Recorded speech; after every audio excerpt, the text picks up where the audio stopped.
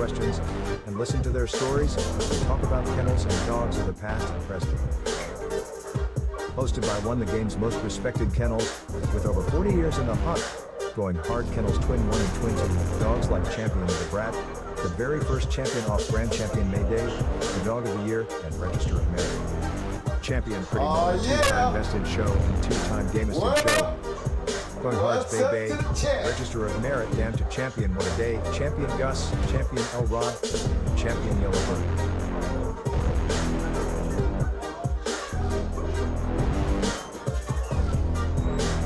So pull up a seat and let's talk dogs.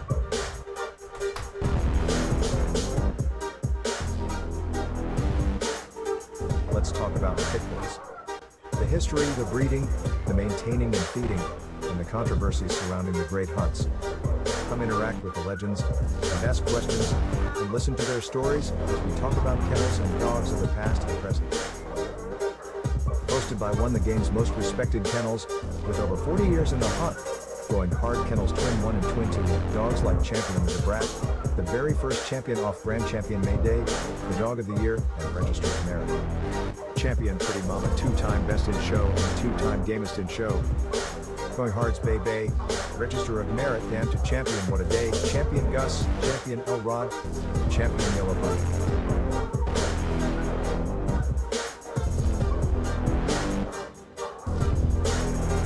So pull up a seat and let's talk dogs.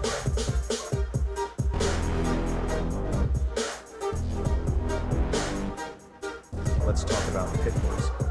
The history, the breeding, the maintaining and feeding, and the controversies surrounding the great hunts. Come interact with the legends, and ask questions, and listen to their stories as we talk about kennels and dogs of the past and present. Hosted by one of the game's most respected kennels, with over 40 years in the hunt, going hard Kennels Twin 1 and Twin 2, dogs like Champion of the GRAT, the very first champion off Grand Champion Mayday, the Dog of the Year, and Register of Merit. Champion Pretty Mama, two-time Best in Show and two-time Gamest in Show. Going Hard's Bay, Register of Merit down to Champion What a Day, Champion Gus, Champion R.I.P, Champion HELLAVA.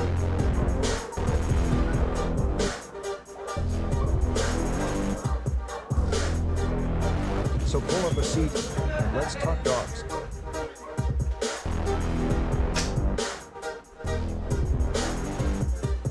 Let's talk about pit bulls. The history, the breeding, the maintaining and feeding, and the controversies surrounding the great hunts. Come interact with the legends, and ask questions, and listen to their stories as we talk about kennels and dogs of the past and present. Hosted by one of the game's most respected kennels, with over 40 years in the hunt, going hard Kennels Twin 1 and Twin 2, dogs like Champion of the GRAT, the very first champion off Grand Champion Mayday, the Dog of the Year, and Register of Merit. Champion Pretty Mama, two-time Best in Show and two-time Gamest in Show. Going Hard's Bay, Register of Merit down to Champion What a Day, Champion Gus, Champion R.I.P, Champion HELLAVA.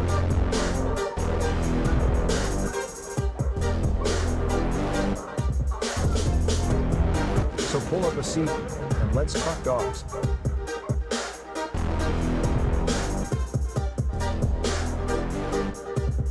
Let's talk about pit bulls. The history, the breeding, the maintaining and feeding, and the controversies surrounding the great hunts. Come interact with you the guys. legends, Don't forget to hit them and like ask buttons. questions, Don't forget to hit them listen like to their buttons. stories as we talk about kennels and dogs of the past and present. To the chat. Hosted by one of the game's most respected kennels, with over 40 years in the hunt, going hard Kennels Twin 1 and Twin 2, dogs like Champion of the GRAT, the very first champion off Grand Champion Mayday, the Dog of the Year, and Register of Merit. Champion Pretty Mama, two-time Best in Show and two-time Gamest in Show. Going Hard's Bay, Register of Merit down to Champion What a Day, Champion Gus, Champion R.I.P, Champion HELLAVA.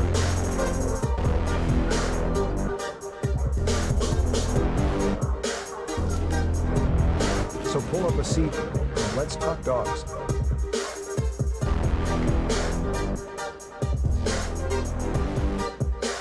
Let's talk about pit bulls.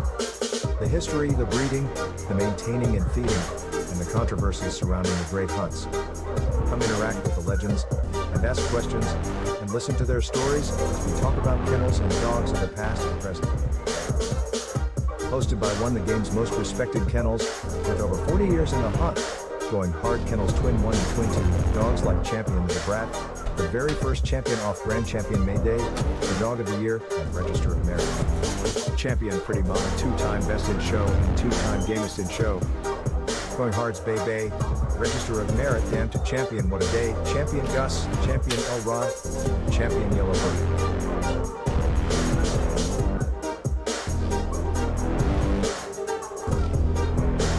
So pull up a seat, and let's talk dogs.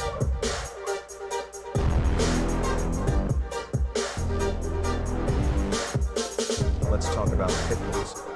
The history, the breeding, the maintaining and feeding, and the controversies surrounding the great hunts.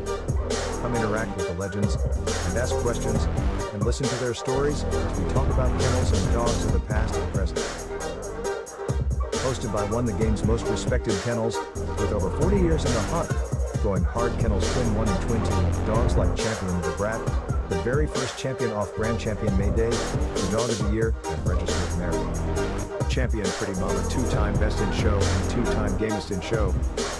Going hard's Bay Bay, Register of Merit, Damn to Champion What a Day, Champion Gus, Champion L-Rod, Champion Yellowbird.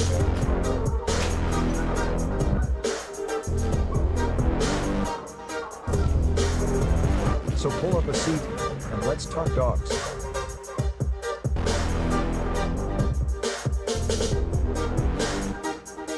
Let's talk about pit bulls. The history, the breeding, the maintaining and feeding, and the controversies surrounding the great hunts. Come interact with the legends, and ask questions, and listen to their stories as we talk about kennels and dogs of the past and present. Hosted by one of the game's most respected kennels, with over 40 years in the hunt. Going hard Kennels Twin 1 and Twin 2, dogs like Champion the GRAT, the very first champion off Grand Champion May Day, the Dog of the Year, and Register of Merit. Champion Pretty Mama, two-time Best in Show and two-time Gamest in Show.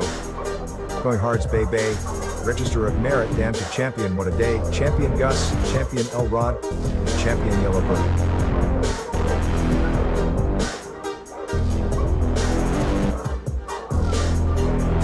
So pull up a seat, and let's talk dogs.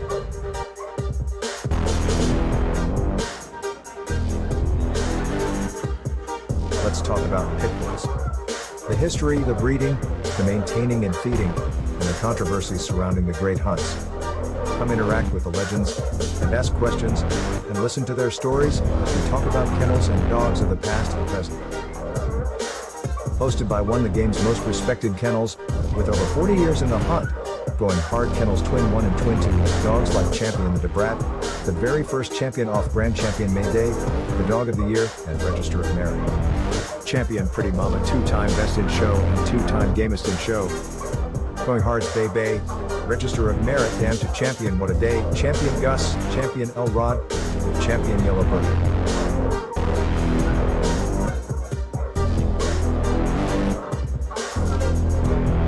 So pull up a seat, and let's talk dogs.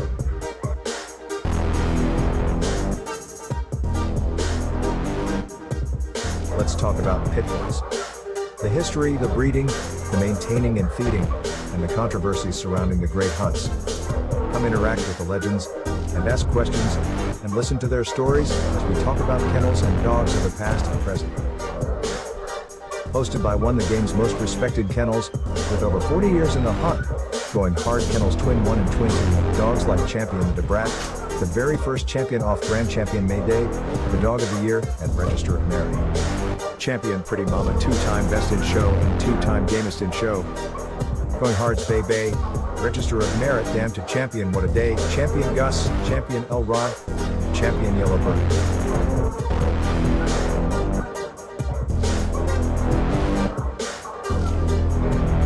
So pull up a seat, and let's talk dogs.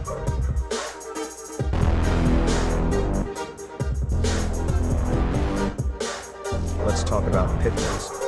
The history, the breeding, the maintaining and feeding, and the controversies surrounding the great hunts. Come interact with the legends, and ask questions, and listen to their stories as we talk about kennels and dogs of the past and present.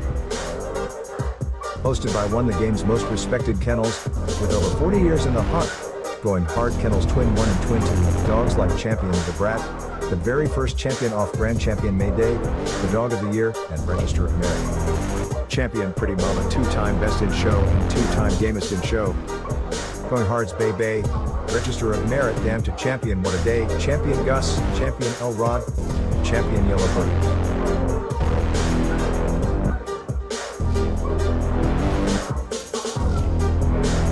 So pull up a seat, and let's talk dogs.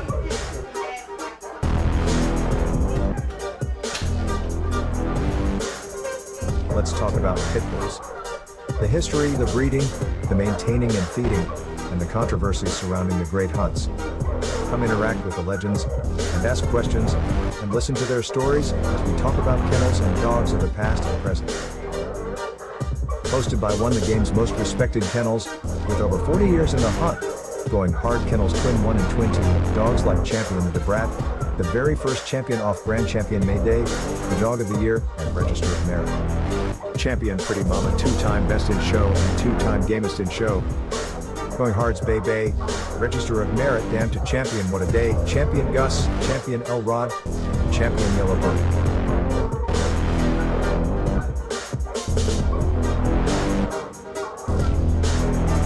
So pull up a seat, and let's talk dogs.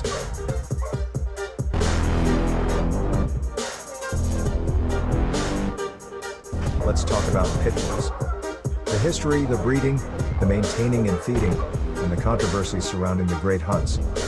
Come interact with the legends, and ask questions, and listen to their stories as we talk about kennels and dogs of the past and present. Hosted by one of the game's most respected kennels, with over 40 years in the hunt. Going hard Kennels Twin 1 and Twin 2, dogs like Champion the GRAT, the very first champion off-brand champion May Day, the dog of the year, and Register of Merit. Champion Pretty Mama, two-time Best in Show and two-time Gamest in Show. Going hard's Bay Bay, Register of Merit, Damn to Champion What a Day, Champion Gus, Champion El Rod, Champion Yellow Bird.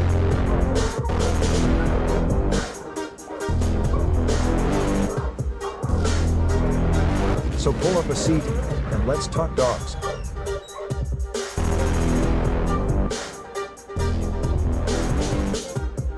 Let's talk about pit bulls. The history, the breeding, the maintaining and feeding, and the controversies surrounding the great hunts. Come interact with the legends, and ask questions, and listen to their stories as we talk about kennels and dogs of the past and present. Hosted by one of the game's most respected kennels, with over 40 years in the hunt. Going hard Kennels Twin 1 and Twin 2, dogs like Champion the GRAT, the very first champion off-brand champion May Day, the dog of the year, and Register of Merit. Champion Pretty Mama, two-time Best in Show and two-time Gamest in Show. Going hard's Bay Bay, Register of Merit, Damn to Champion What a Day, Champion Gus, Champion El Rod, Champion Yellow Bird.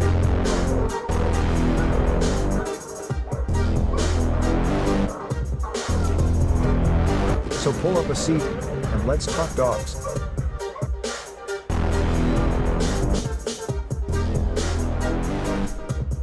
Let's talk about pit bulls. The history, the breeding, the maintaining and feeding, and the controversies surrounding the great hunts. Come interact with the legends, and ask questions, and listen to their stories as we talk about kennels and dogs of the past and present. Hosted by one of the game's most respected kennels, with over 40 years in the hunt. Going hard Kennels Twin 1 and Twin 2, dogs like Champion the GRAT, the very first champion off-brand champion May Day, the dog of the year, and Register of Merit. Champion Pretty Mama, two-time Best in Show and two-time Gamest in Show. Going hard's Bay Bay, Register of Merit, Damn to Champion What a Day, Champion Gus, Champion El Rod, Champion Yellow Bird. It's fresh water. Did you beat him? Did you clean up that shit? So pull up a seat, and let's talk dogs. The collars, make sure everybody was on secure. And I guess today was a good day. Let's talk about pit bulls. No incident. The history, the breeding, the maintaining and feeding, and the controversies surrounding the great hunts. Nothing special. Come interact with the legends, Tuesday. and ask questions, and listen to their stories as we talk about kennels and dogs of the past and present. Today I'm gonna be running Hosted up by that one of list the at game's the end most of the respected show. kennels, with over 40 years in the hunt. Going hard, Kennels Twin 1 and Twin 2, dogs like champion with the GRAT, the very first champion off-brand champion May Day, the dog of the year, and register of merit. Champion Pretty Mama, two-time best in show and two-time gamest in show. Going hard's Bay Bay, register of merit down to champion What a Day, champion Gus, champion El Rod, champion Yellow Bird. One of my friends who lost his son. Randy from Mama Kennels lost his son. So we're going to send our condolences and prayers out to Mama and his family for the loss of his son. Our prayers and blessings will be appreciated, fellas. So everybody, let's take a shout out right quick to them. I'll do it again in the middle of the show when more people come in. But right now, guys, let's just spread the screen a little bit in my chat room, because he's a very good friend of mine. And just give him a little love and roses for me, fellas. I really appreciate that. I really appreciate that. Again, this is out for everybody here, fellas. You know, we're all family. It's hard to see one of us go. But it's even harder to see someone lose a child. Yeah, how old they are. They always be our children. It's real hard to see one of your children go before you go. Trust me, I do know that. Okay.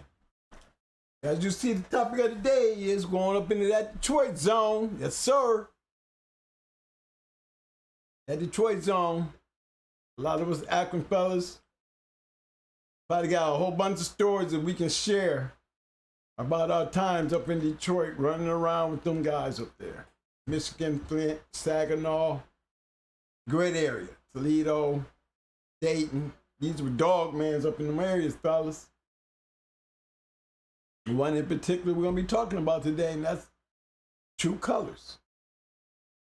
True Color Kennels with Tony Rogers. Yes, I knew the guy personally. He was a good friend. Funny friend. Yes, he will talk you to death. But you can listen to him because he got some interesting things to talk about. You know?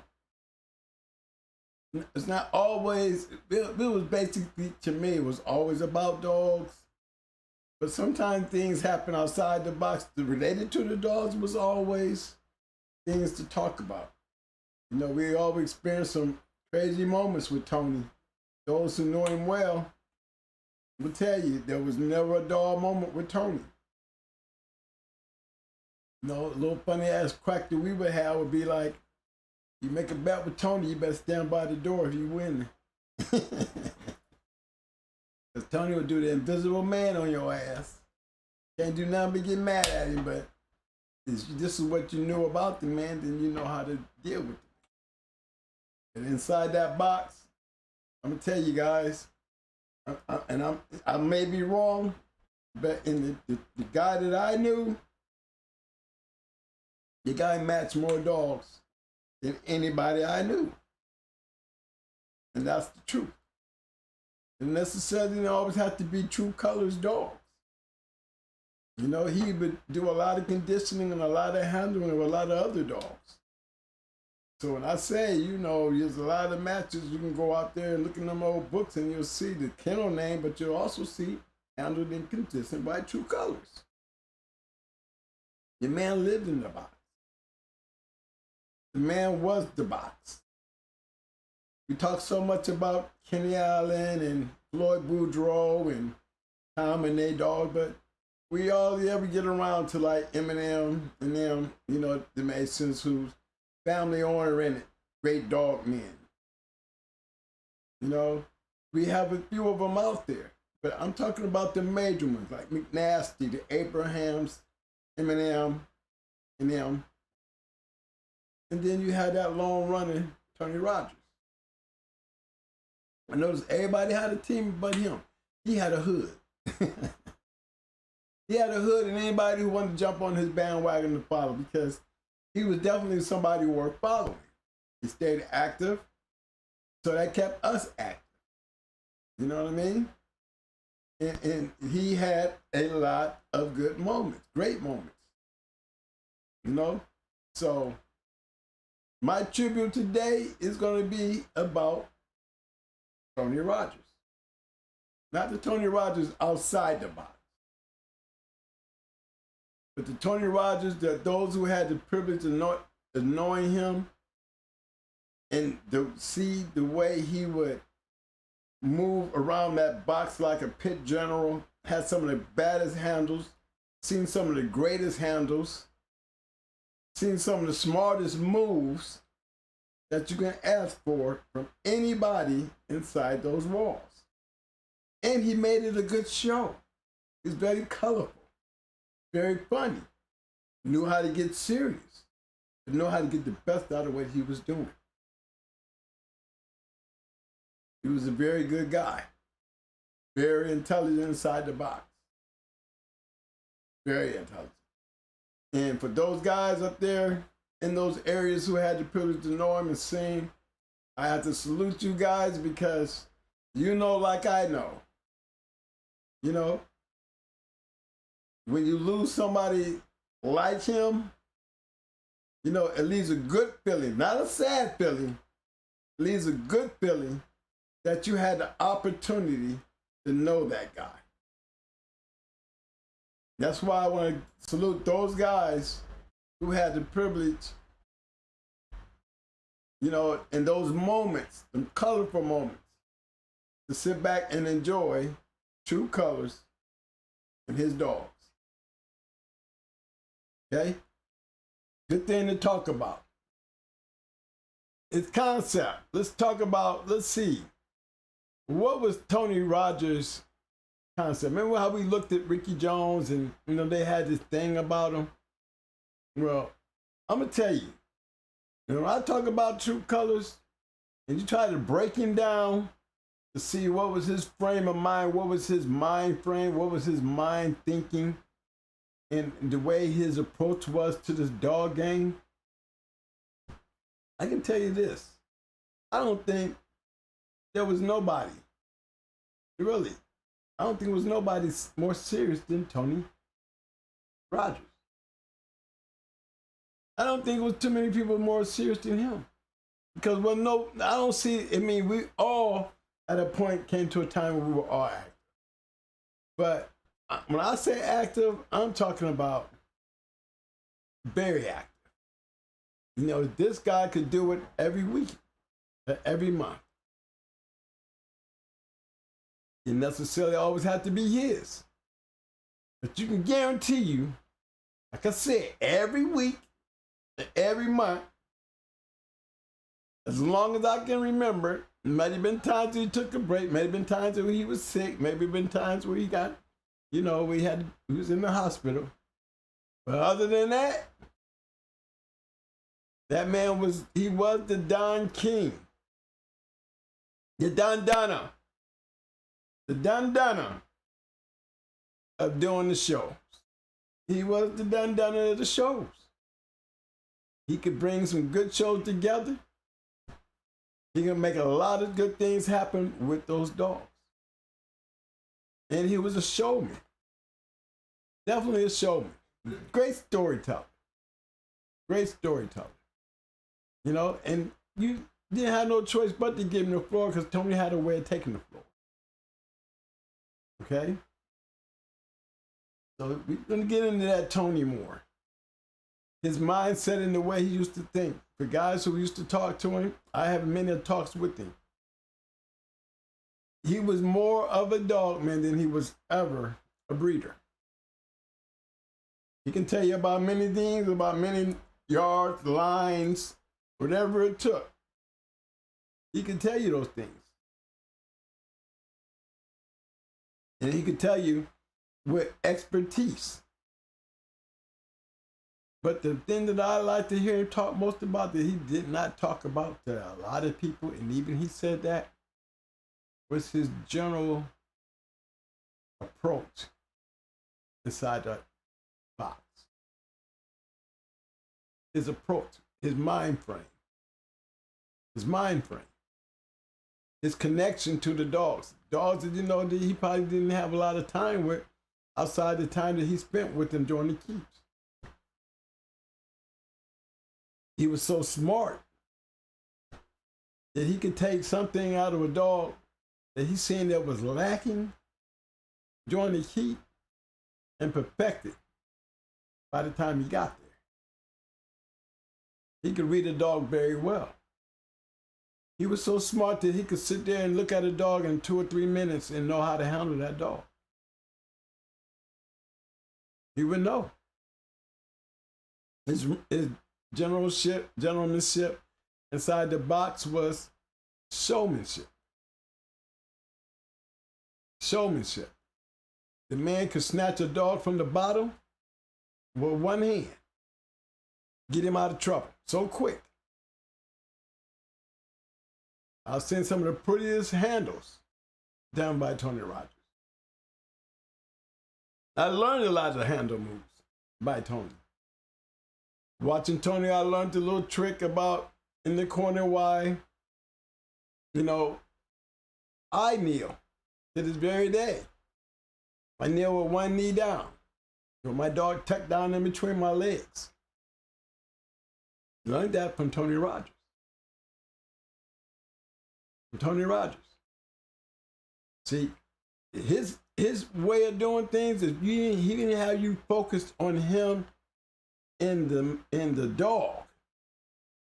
That's where he wants you. He wants you focusing in on him in the dog. If he can bank on that because he talks shit, he does a lot of walking around. He sure gets down on that ground real hard. When he wants someone in, boy, you think he coming down the home stretch after Kentucky Derby, the way he be whooping himself, trying to get that shit in. It used to be a great show with him. But the whole time, the man has some of the slickest moves. Slickest moves. He go right to that gray area. Again, I learned a lot of stuff with these guys.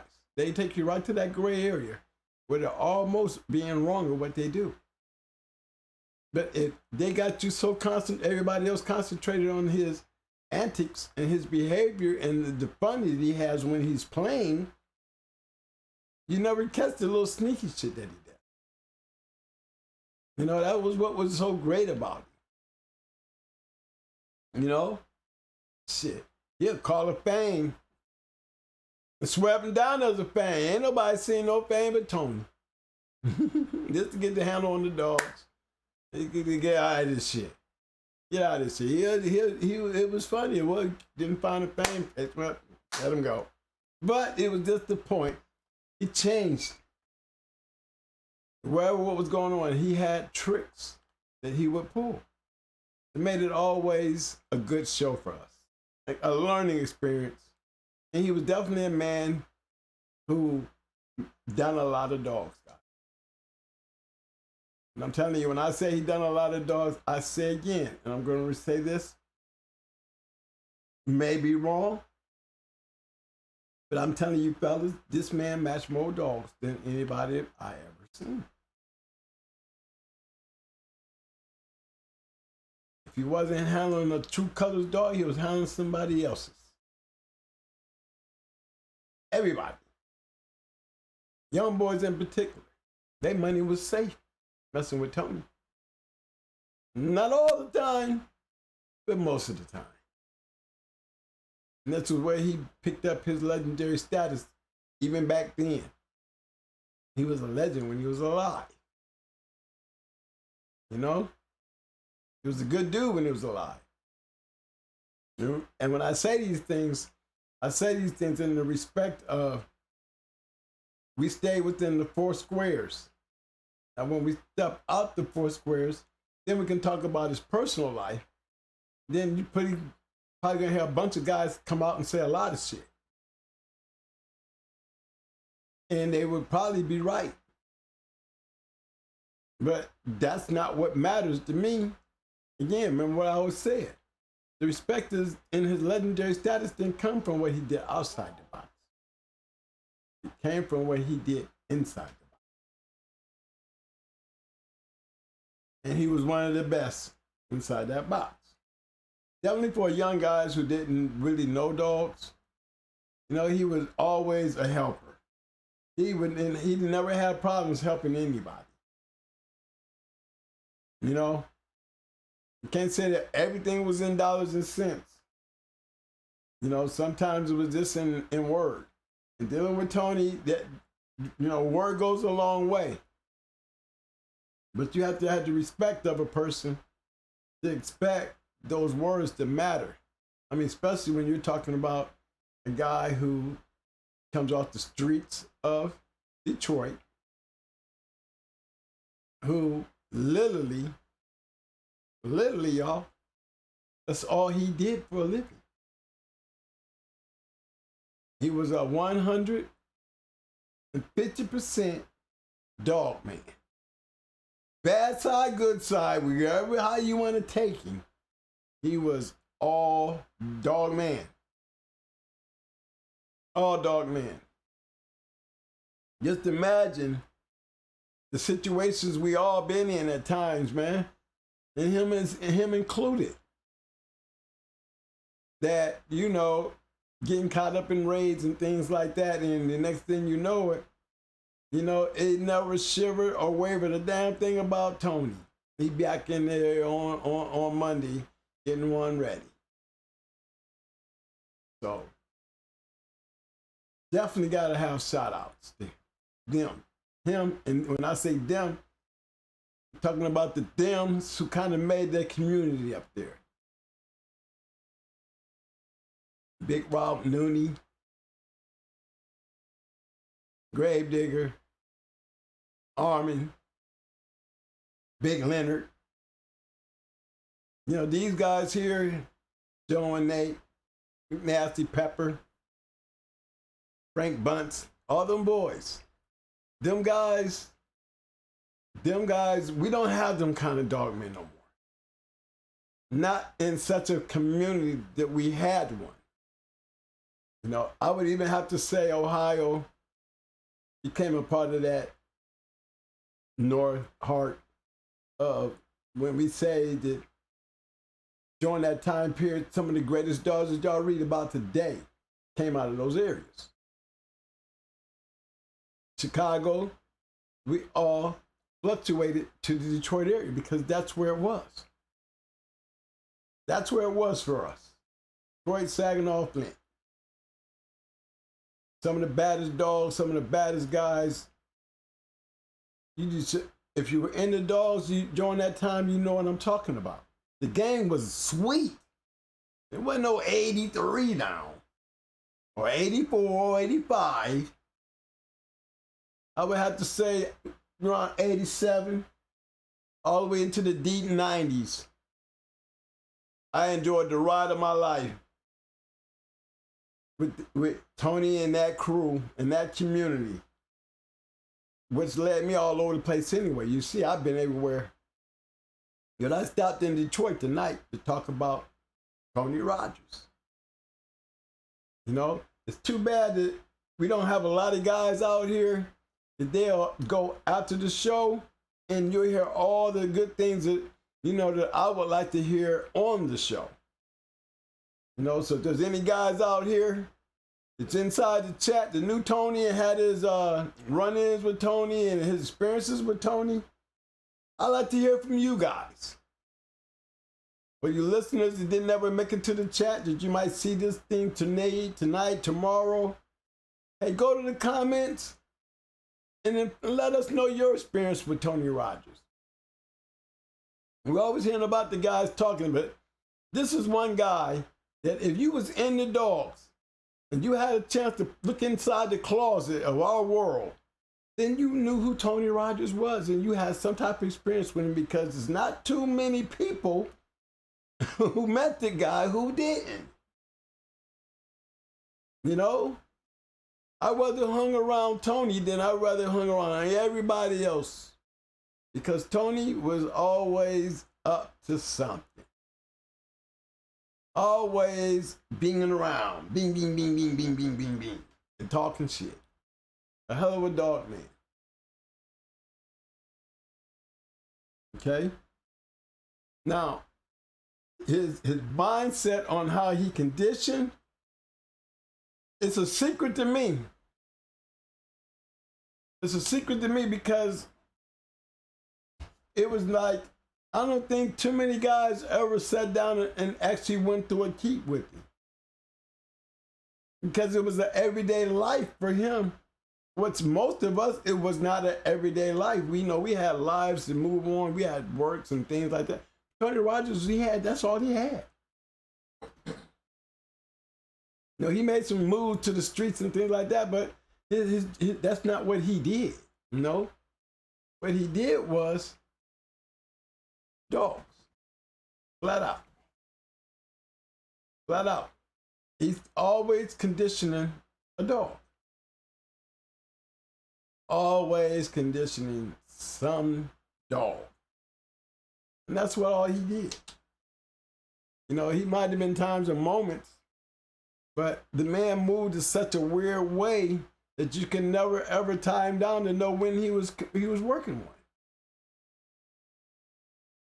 I don't think the man ever went to sleep. And that's for real, because a lot of my conversations with him, we talking, man, till the damn sun was coming up. Honestly, he just knew so much that you would be talking to the man, and next thing you know, you hear birds tweeting. Now, I've been on the phone with this dude all damn night. You know? Mindset on his breeding. He probably talked more parables and understanding what he was saying in the parables. You would have to understand him in the game. When you got a guy who makes a living in the straight about doing dogs, you just have to try to understand him from where you see him most at, the box. He wasn't no little dude. And you know, he had his moments where he was, you know, he was pretty fit at one point. Got a little sick, you know, tearing up his body. But he was not a little man, and he definitely wasn't a coward. A fool, yes, but not a coward. And he would piss off a lot of people. You take a man out of his game with the dog, the dog loses that connection. Tony's gonna help him. Tony gonna help him just to show. Tony will walk to the other end of the box to try to take the man with him. Hey, come over here and talk to me. I don't want to be screaming at you around my dog. You know, he'll move you somewhere else, take you right away from your damn dog, and pick up something. Why? Because he was like that. To him, it's an advantage to him. He was like that. I thought it was a very smart move at times when he did it. If he was trying to get him a handle and he was in a bad situation, I don't care what position he in, he will crawl between your legs. Listen to me. I've seen the man crawl between a man's legs to get a handle. Between the legs. That's you right up under the bit, right between the man's legs. Right off from under the dog. From under a man's leg. Yeah. I've seen him sit there and walk a dog down the wall and then sit there right there at the corner for the dog to get there and sit back. Stick his feet out. Just stick his feet out and just sit there. Knowing the dog can't turn the corner. Say something to him, he's throwing his hands up in there, but he ain't moved. He ain't moved. By the time he moved, you stuck in the corner sitting on your ass and your chest blew out. Shit. Okay? The man was ruthless. Smart. He was one of them, man, you get a kick out of him blowing in the dog ass. It was, I used to get a kick out that shit. Run out there, blow into him, and then run back up to the front. The man crawled on his knees more than a grunt. The man crawled on his knees more than a military grunt in the jungle. I mean, I've seen some things, man, where guys would get totally out of the game You know, especially when, you know, it's time for you to get up and get out. You know, he'll make you feel bad about leaving your dog down because he don't never shut up. He never shut up. He never shut up. If he ain't talking to the dog, he talking to you. If he ain't talking to you, he'll get up and start a conversation over here on the other end and try to bring you while you in about trying to be with your dog. He wants you to come with him and go over here. Let the dogs do what they do. He'll make an excuse for that. Man, the dog, you ain't doing nothing with it. You might as well come on over here. Sit on down, man. I mean, he would do those kind of things. But then when it really came down time to showtime and getting down time, he knew why when it was time for him to do it. The man knew the box. He knew the box so well that all you can do is sit back and learn something from him. I'm pretty sure there's a lot of guys out there that's gonna thumbs up to what I'm saying, because he was a show. He made a show. And it's one thing for damn sure. To me, he's always been the show. You should have called him True Colors the Show. True Colors the Show. And he did what he loved. And he was dedicated.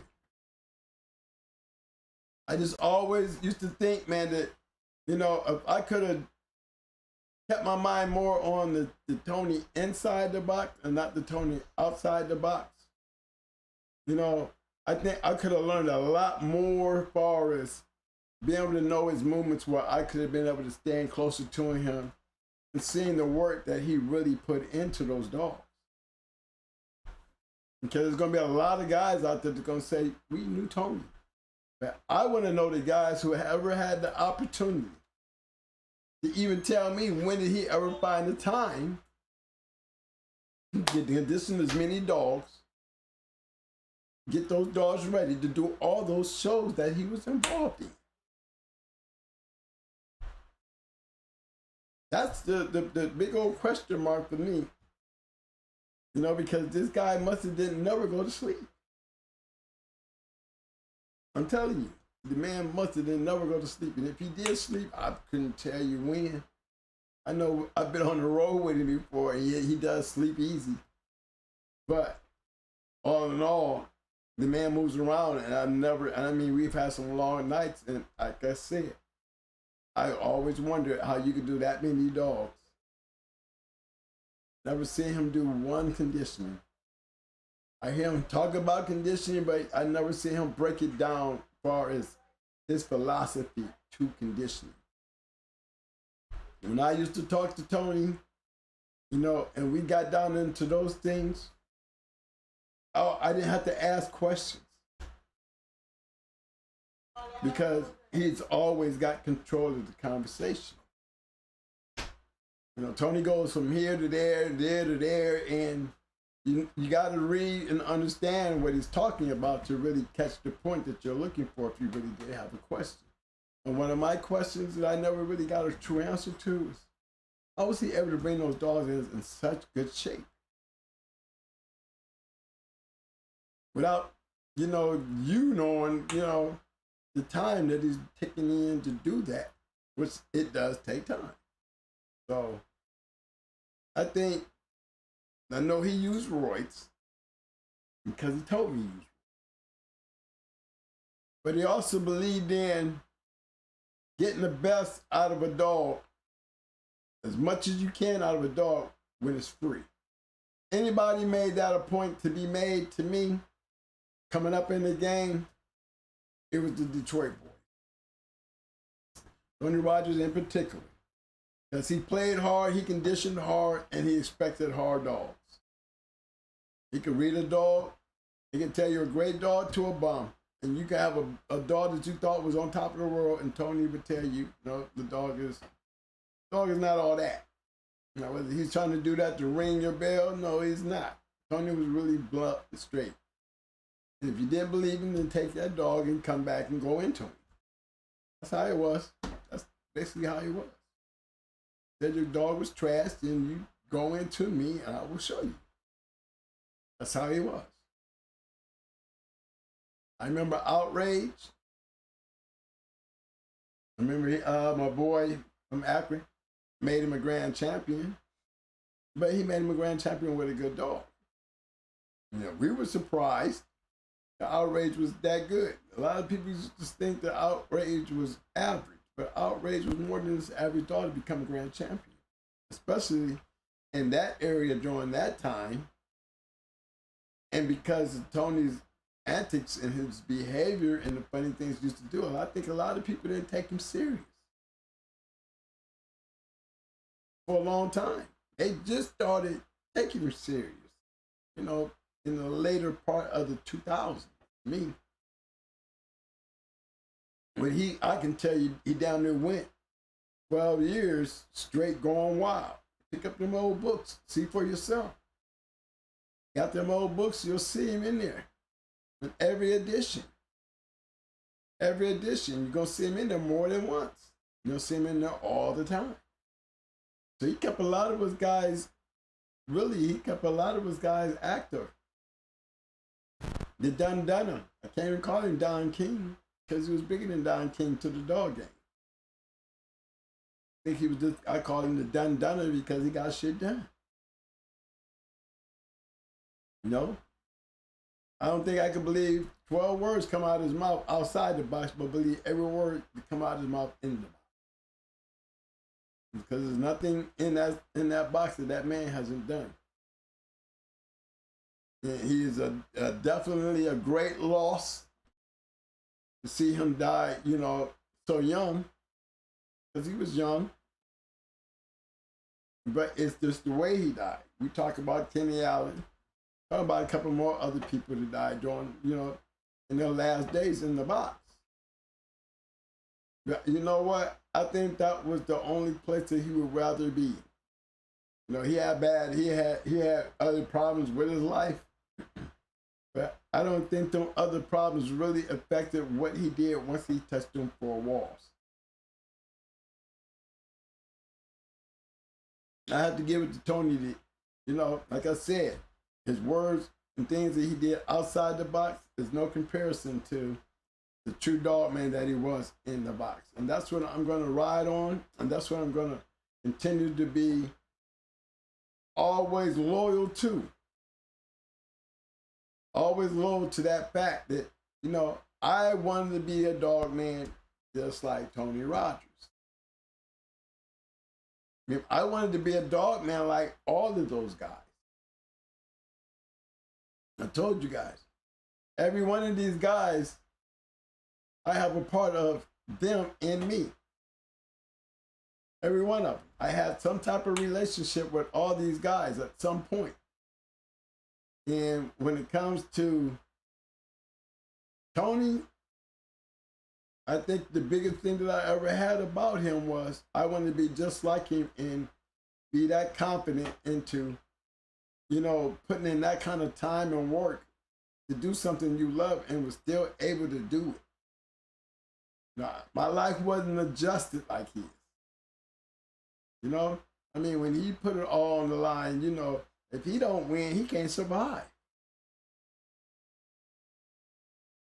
The man knew so many top kennels, he couldn't go in the bums. That's real, fellas. Everybody will tell you that. And I'm going to tell you something. During that time when we was playing around, there was no what you call low-level kennels. If you was a new kennel coming out, you ran into shit right off the bat with the great boys, because if you were small at one time, you became very big because there was nobody for you to go into but the big boys. In them areas, there was no what you call C class or B class.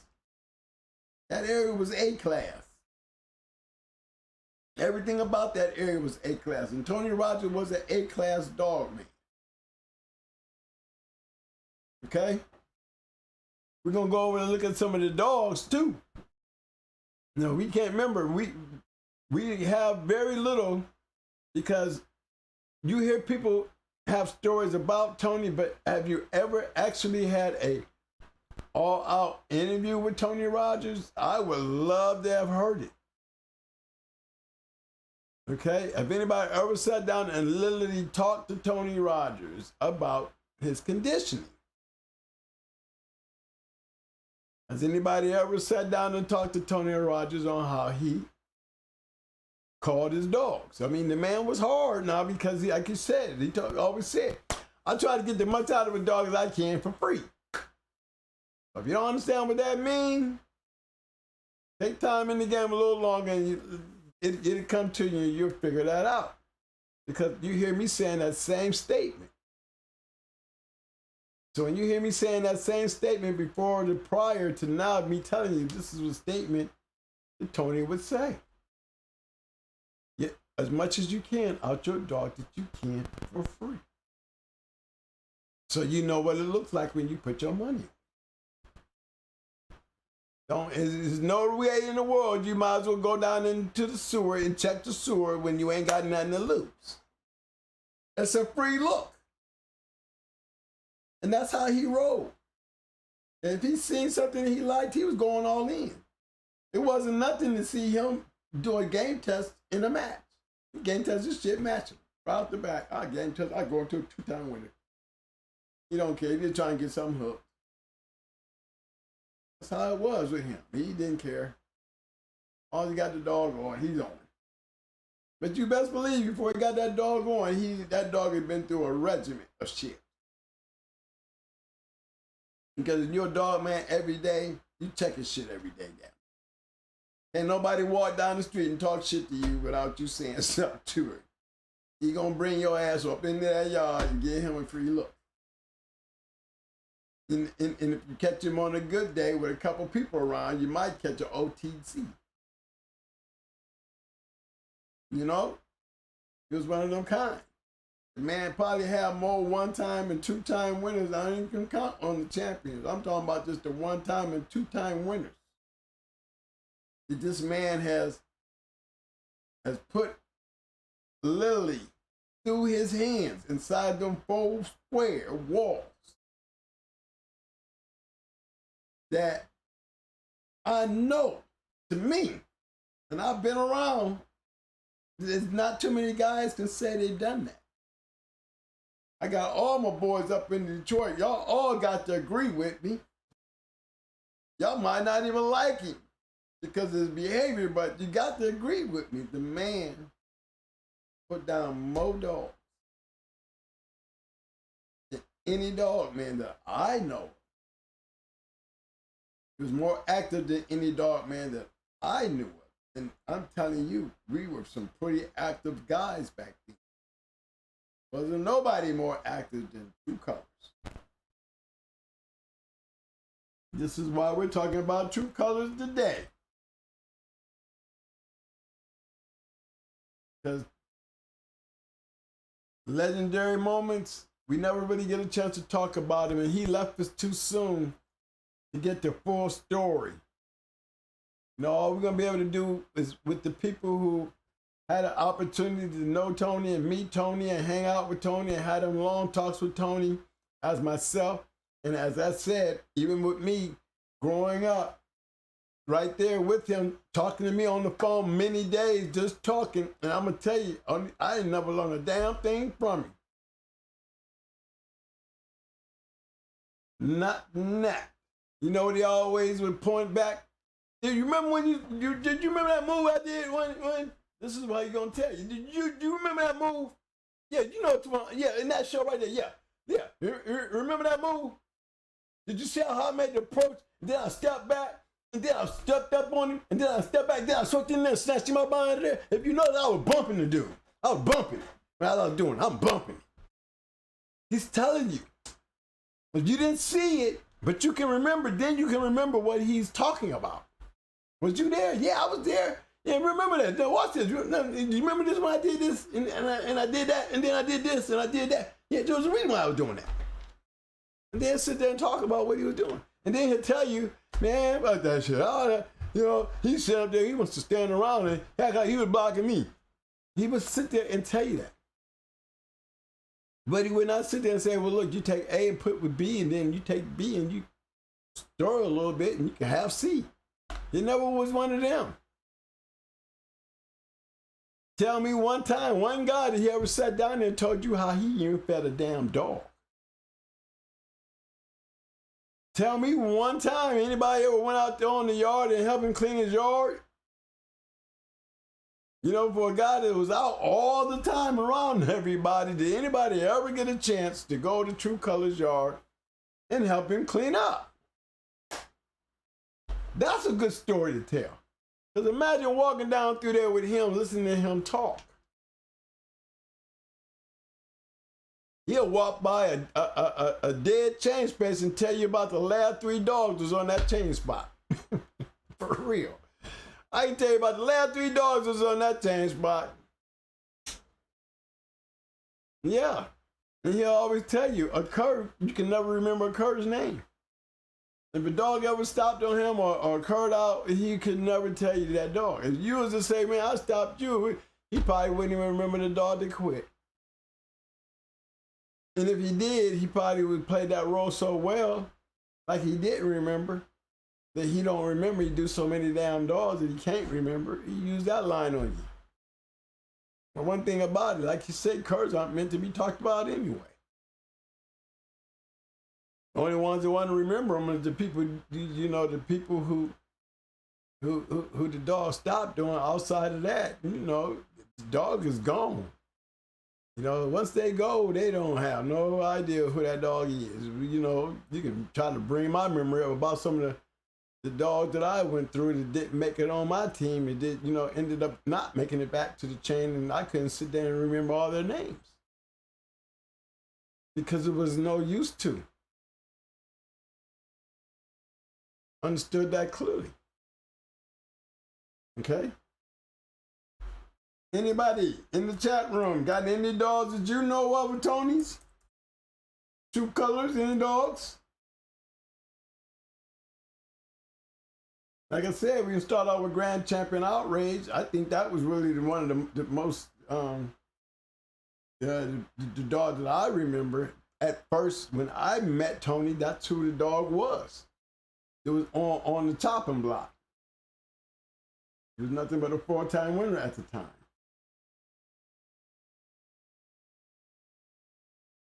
You know, that's how I met him. Then after that, you know, you could tell he's been around because the way that Abrahams and McNasty and all those guys, you remember, I got introduced to this dude.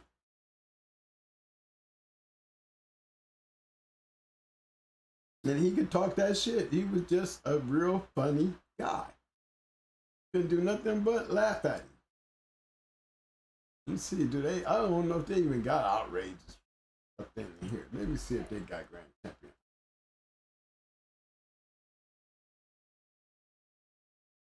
I gotta give it to my boy from the R.I.P Kennels. He took one out there and went into him with the full intentions on whooping him.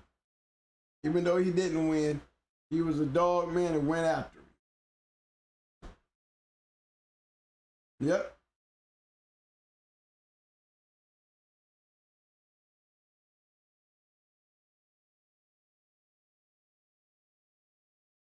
Hold on, guys. I'm sitting here. I'm trying to see if I can find Outrage, because Grand Champion Outrage was one of the first dogs that I seen off of that came off of by way of True Colors. When I met Tony, he was going into the boys B Crest, and he had a 4-time winning name, Outrage. I'm just trying to see if he's a Sporting Dog Journal champion. I just hear everybody always talking about, you know, Dynamite, but you know, I don't never hear Outrage's name, and Outrage is a bad boy. You know, I'm just trying to see if I can find, you know, and he had more than just that, you know, Outrage and Dynamite. He had a lot of champions too. Let's see if I can pick some of them up. If anybody remember any of them, y'all can speak up in the chat room, and I'll see if I can find them. But back in the 2000s, you know, everybody was really on the dynamite dog. Man, I've seen a lot more dogs, and Tony had a lot more champions before they got the dynamite. Let's see.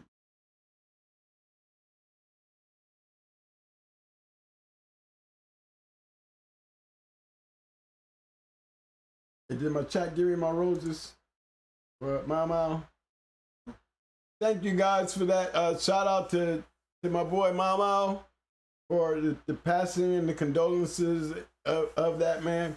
It's good to see when people go out there, man, and you know, he'll hear about it. He'll hear Twin did a shout out, and he'll probably go on this podcast, and he'll probably go to the chats because people are going to tell him, and I want him to be able to go there and see how much love we have for that man. You know, I have a lot of love for him. So y'all have a lot of love for me, and we all a fraternity. One of our brothers just lost his son. Then we stand up as we do, proudly, give our condolences, we throw our roses, and make sure that when that man comes to this room and see the love that we put out there, man, that I want them to make sure that we know we the right place to be, to see that. And I appreciate you guys because you do it all the time. My kids didn't even know I had a show. I have a lot of grown kids. And they be acting like they're so proud of Dad. Dad, you look good on the Dad, they love you. Man, you got a wild chat room. Your show is live, Dad. But you know who makes the show live? It's the people. It's the people in the chats. It's the people watching the shows. You know? We gave a shout out to 7A Sports for his birthday. And the most respectful thing that I felt good about was watching when he saw Going Hard 21 put that acknowledgement out there. Happy birthday. The man literally stopped his show to give my brother and our Going Hard family that shout out, thanking us for that birthday wish. Now, all them people on the show, you don't know it, but you know, that shit right there is like Fat Bill coming into my room. I don't know about y'all. I can be 61. I can still be a stargazer. I ain't got no problem, man. I ain't nothing fake about me. Yeah, I'm a stargazer. I'm a stargazer for 7-8. Yes, I want to be him. I want to be like him one day. So, my time, you know, I might not never make it, but guess what? There's nothing wrong when we admiring that guy. You know what I'm saying? I admire Pelican Bay. I admire Triple J. I admire all those guys. The Thompson Kennels. Fat Bill. I admire all those guys because I am a dog man. I'm trying to tell y'all. Y'all dog men. These are guys that I admire. Yes, I go to their shit. But the thing is, when I go to your shit and you acknowledge us out there like that, that means you know who I am? Damn right I'm gonna be star-glazed. Fall all back, oh shit. I wish I had that many subscribers and that many people on my damn show. But you can stand there and look at all them people and know I'm there and acknowledge me. Yes, he is my big brother to this because I'm new to this. I'm still back to Sam. I'm that kid on the block. And he just gives you more reference to say that when twins say he gets around, he gets around. And I'm thanking him for giving us that acknowledgement, man. I'm thanking him and I'm thanking y'all because without y'all, it would have never happened for us. So, again, salute to the chat. Salute to you subscribers. You are the ones that's making this happen for me and this crew here. And we gonna bless it all the way to the end. We're gonna give it like it comes. Now, do anybody out there remember how Outrage was bred? Because he was a grand champion I would like to know how he bred. Why can't I find him on Pets Online? I know he wasn't no Pets Online type of guy. I'd be surprised if Tony even had papers on dogs. He was really unorganized outside of the box, y'all. The man had more things to do in a day, and for some odd reason, he had the energy to get it done. I've never seen the man sit down. Yeah, we'll go with this pet. So big shout out to that, guys. I know M Kennels, they were good friends with Randy. I'd like to thank Shaka Zulu for calling us and letting us know that we had this tragedy. And you know, I salute you, Shaka, that you knew how close we all were, man, for you to even pick up your phone and call me out of nowhere like that, man. So I'm glad you have my number, number one. Number two, I appreciate the fact that you knew that would be something that I would want to know. So I would want to take my hat off to you too. I hope we continue the friendship that we have. You know, and I thank you for sending that out to me and stepping up like that the way you did. It just shows me you don't have to be on my show to know me. You don't have to be on my show to like me. Not like him. So he knew enough about me to know that that was my friend, and he got some information that he thought that I would need to know. And believe me, it came to me just as quick as it happened because somebody was out there who thought about me to call and let me know what happened with my friend. And I want to thank him for that. You guys, it's all about the family. You know, you can't gather up a family if, you know, everybody's shoving and punching on each other. You can't get up a family and have a network with everybody throwing elbows. Jockey for space. Know your place. I'm in my place. My chat room, my listeners, my watchers, my viewers, they put me in this place. And I don't try to jump above that. And so ain't trying to get under that because they put me here. So I know my place. My place is where y'all put me. And it's my job to elevate. The only way I'll elevate is I have to elevate with y'all. Y'all got to elevate me up there. So where y'all got me in a good place. So I got to say it again to y'all. Look, when somebody Twin and Fat Bill go popping up in our room, and you got other good, great guys are sitting back there in the back door sending me little messages, Twin, you're doing a great job, man. Boy, I'm proud of you and all this. Guess what? I ain't called none of them people. I ain't had to call none of them people. It's you guys that makes the difference. It's you guys that spreading that going hard word. That going hard word carries power, man. Going hard word carries power. And the power is in you guys.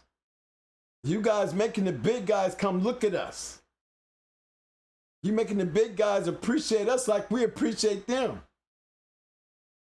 You making the big guys even want to help. And I'm glad to go. I will be glad to go on 7-8 Sports. The thing I ain't going to be hollering about my boys up in the and going GHK chat room and thanking y'all for getting me to this situation that I'm in where I'm able to get up there with all them other people.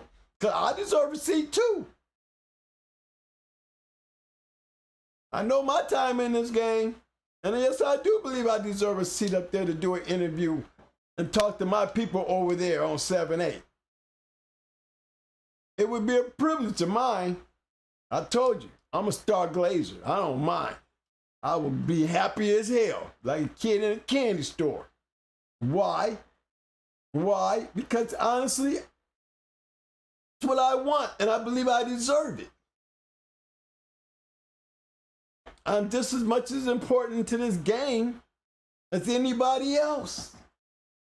And I'm here to spread the word and try to bring the game back to where it needs to be, but in a new way. New way of thinking. Because we don't have those power kennels no more. Don't fool yourself and think you do because you don't. You don't. You don't. But it ain't like we can't. Remember, we talked about that 1955. Everybody on the boat, why the boat's sinking, nobody want to report shit. 1955, y'all. And we ended up going back to putting that stuff back down. And I'm so glad it's put back down because somewhere out there, somebody's got those books. And as you look to those books, that true color thing is going to pop all over the place. Y'all going to see it more times than you're going to see any other kennel in them books. Yet, we don't have a story that I can push play. Only story that I can give you is the story that I had with it. They didn't even have a real story for him when he died. A great guy like that, and nobody really ever sat down, never really sat down and talked to him. It would have been hard.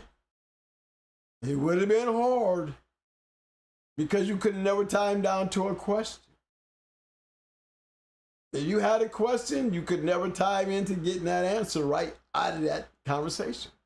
It might come sometime the next time you talk because he'll take off somewhere else, and the next thing you know, you're onto something else.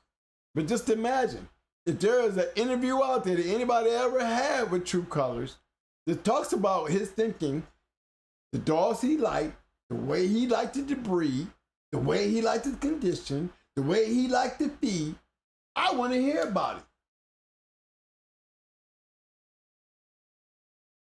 Because the only thing I can tell you about him is one damn thing. Showman, where it all counted. And he did it more than anybody I ever knew. I can take a couple of them and put them together and didn't do as many as he did. Out nowhere close. Shit, who was that? That went 24 and lost 5. Who was that? That was Ricky. That was Ricky. Well, I'm gonna tell you something, Ricky. Lovers. We ain't never jumped in the damn motherfucking True Colors books, but I can tell you damn thing for damn sure, bro. If he ain't got a better record, he should. He should. Because I know for a fact that this man done a lot of dogs. I mean, I say a lot of dogs. I'm talking about STP. When we start comparing these guys to, we talking about like STP, these guys. Super K. Cuz brothers. These dudes that I knew back then that was active on a regular.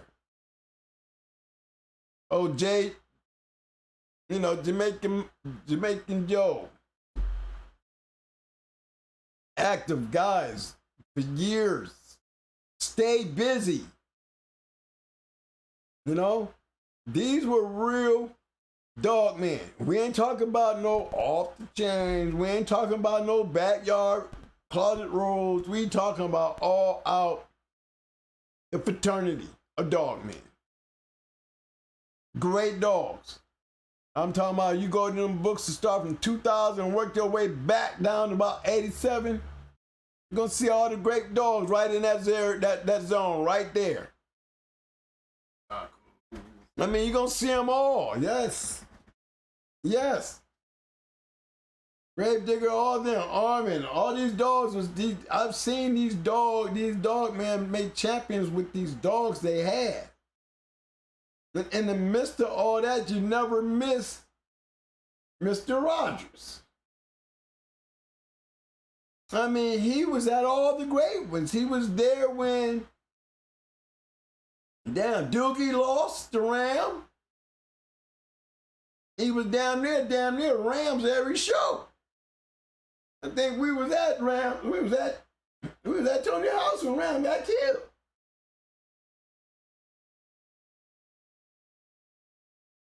So there's a lot of history in that guy that got away, y'all, because he died so young. We never got around to sitting down and tying him down and tying the information that we would love to hear, love to read about that guy. We would probably been able to get the closest numbers that we could probably ever get without having to go through a book and literally track them all down. Because there was a lot of them in there with true colors in that books. A lot of information in there, but never information, never had an interview, nothing that I ever knew. You know, did he brag? Let me see. Would I say he was a bragger? No, I would call him a shit talker. How can you brag about something that's truth? You know, that's what I'm saying. You know, if I'm Michael Jordan and I'm bad as hell, I don't call that bragging when I sit there and say that. I can't be bragging. I'm telling the truth. And that's how I see Tony Rogers. I wouldn't call him a bragger, but he's telling you the truth. He can tell you about every damn guy from Noonie to Big Rob to McNasty to Mr. T to Joe and Nate, Suburbanite. I mean, he will tell you about everybody and work his way over towards the New York area, all the way up to the Chicago area, all the way down to the Carolinas. The man knew everybody. From Ozzy, I can just keep going. The stories that this man, the book this man could have had, if we could have just tied him down just long enough to get it right out of the horse's mouth instead of watching. Well, and I guess if the chat hadn't showed you or told you, he died in the way that Kenny Allen died. He died in a basement in a match. He died doing what he do. Right there, drop dead.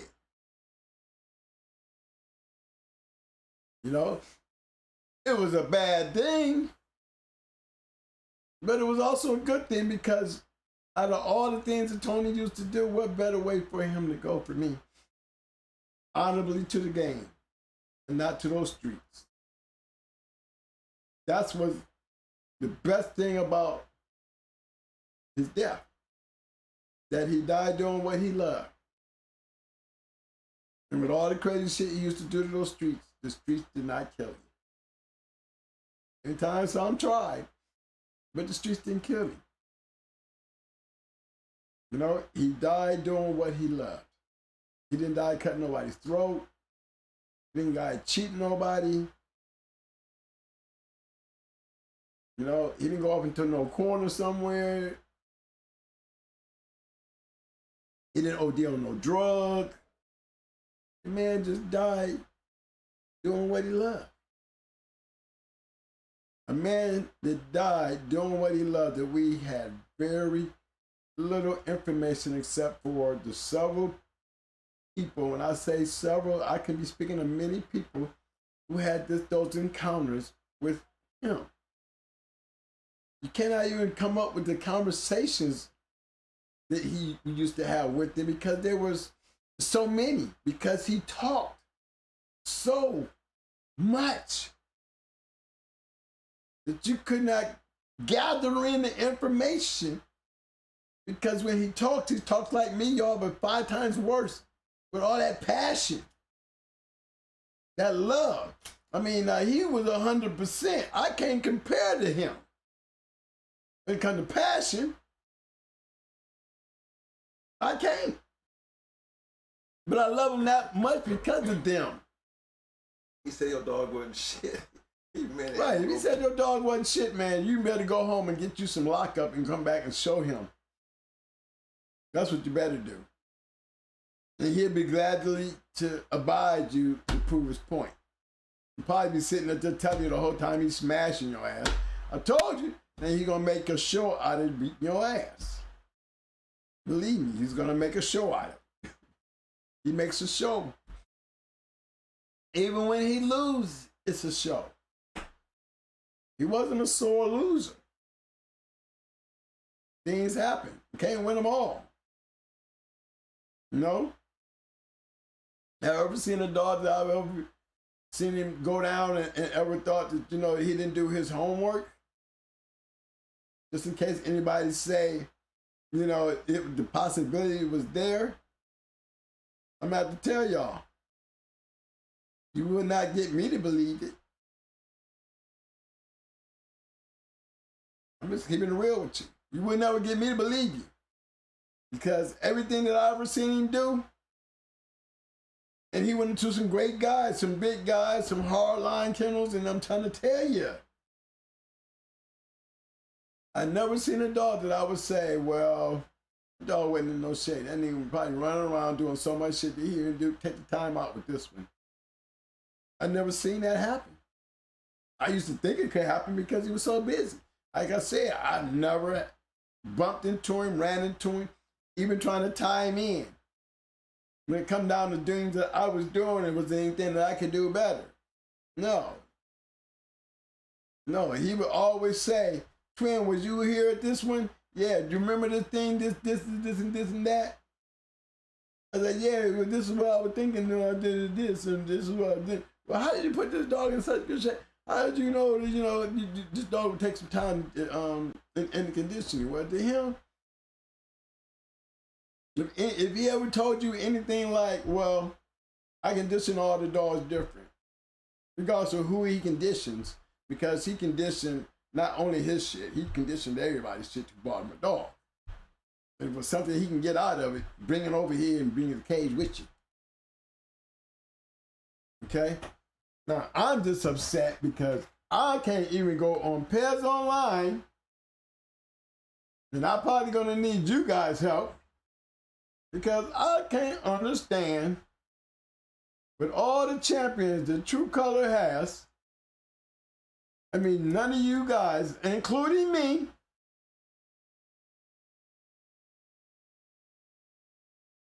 took him serious enough to make sure that when the day would come that we would go in here and pour this man's pedigrees out, and we can't. You know, I tried this, guys, before I did this show. You know, I always do my research. And the only dog that I kept running across was Dynamite. And Dynamite wasn't, I mean, Dynamite was a great dog, don't get me wrong, but I'm just saying, y'all, that Dynamite was not the only great thing he had. 2005 Dog of the Year. The man should have been Dogman of the Year. He would have been running around here like Kobe. For real. That's what I would say. Closest thing to Kobe in the dog game. Why would I call him Kobe? Because he did a lot of championship matches. He knew how to go get match dogs. And he knew how to go get them, and he knew how to go win with them. You know, I'm just kind of thrown off because I can't find Outrage. You know, he has so many other champions. And, you know, and as we go through the breeding, maybe we're going to find some of these one-time winners and stuff like that. Okay, I did find some True Colors. I'm going to take y'all to them. All right, let's try this one. I put up True Colors, and all I got was a bunch of this.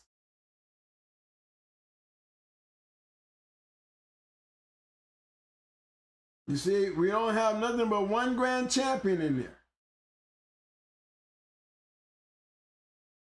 Like, that's the only accolade that this man had. Well, that's bullshit. This is what I call the most underrated thing to actually do a research on and look into. There's Tony. This is Dog of the Year.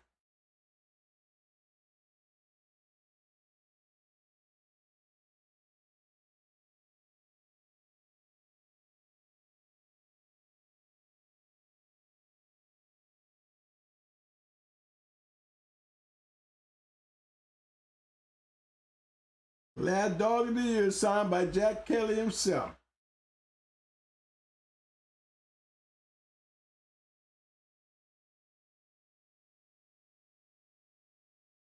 He a black dog. He a black dog. Look how he bred though. This is a Frisco dog, y'all. For guys that knowing, y'all know who this dog is. Y'all know that Dynamite dog. It's a Frisco dog.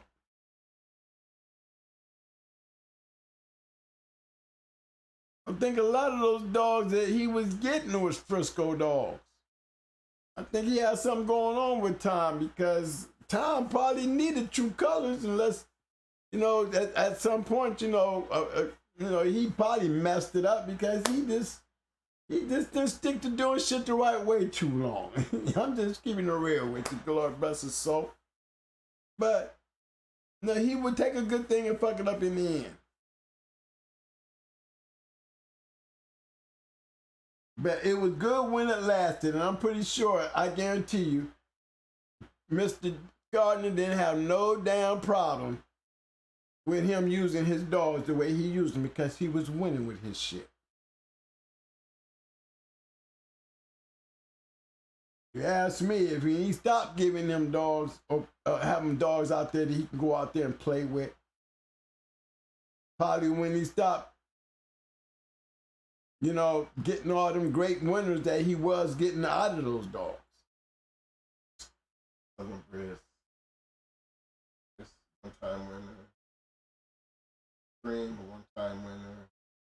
Wills, a two-time winner. Let me read that. Yeah, you need to say that on the air so the guys can hear you. Can you read it too? Southern Breed. Southern Breed. I'm going to try to read these off to you, baby, because I brought this to the screen because you brought it up, and I'm going to read them out so everybody can hear. This is coming from Southern Bred, 843. He had Miss Swiss, one-time winner. Cream, a one-time winner. Wheels, a two-time winner.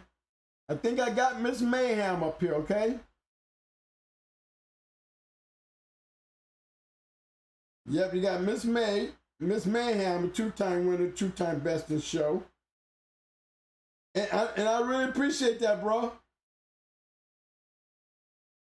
Thank you there, Southern Bred 843. Okay, from Alabama. And Southern Bred, where you from? Thank you, Southern Bred. Where you from? What state you in? You know, I'm a Huntsville boy. Yeah, my family, on my daddy's side, we are Huntsville kids. You know, my daddy's side, our pedigree is in Huntsville. We had a graveyard under our name. We had our own graveyard. That's how many of these people it was. We used to get paid. The family used to get paid by the university and the electric company. We had 112 acres out there, and the college set on it, and the electric company had them big ass tower wire things going down there. You know, you put cows out there, and they had them big ass lines. Well, they paid my family a lot of money on them 112 acres. You know, when my dad died, he got a hold of all that stuff. They put a lockdown on that shit and went to court, man, and we're talking about millions of dollars. Millions. I mean, people got paid that was great cousins. I mean, great cousins. I mean, if you still alive, you got some of that money. My daddy thought he was gonna get it all, and he didn't. Because of the generation of Bailises that was in Huntsville, Alabama, evidently was bigger than Alabama. For real. Because they took all them millions of, and they split them down to the goddamn, you know, your great grandkids. They made sure everybody in that heritage, and they had good records. When people start pouring out the wall with all that money, I had a lot of damn cousins. Damn it, we didn't pick up half of Huntsville. At least a quarter of Huntsville is a Bayless. No relation to a Bayless. But yes, I'm a Huntsville boy. Shout out to Huntsville, Alabama. From South Carolina. Yeah, that's the 843. Yeah, that would be South Carolina. I'm from Alabama.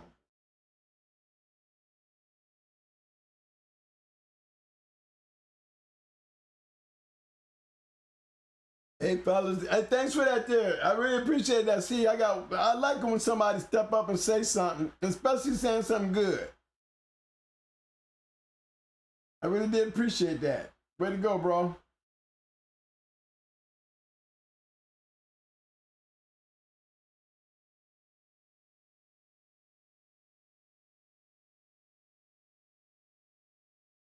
Okay, we're going back over here and look again. I know I seen Miss Mayhem. Sugar baby. Let's go. I found one, fellas.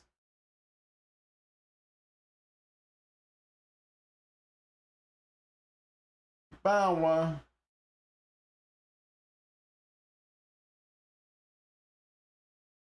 Champion True Colors Black Smoke. And they put this one up in 39.40. They put this one up 2009.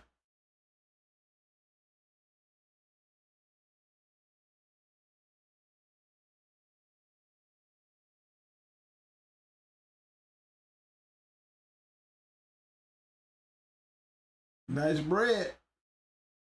Look like that Boudreaux shit.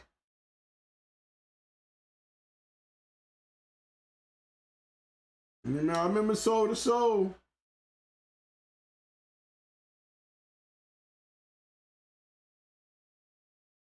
You see the top half, we already know the top half. Look at that top half.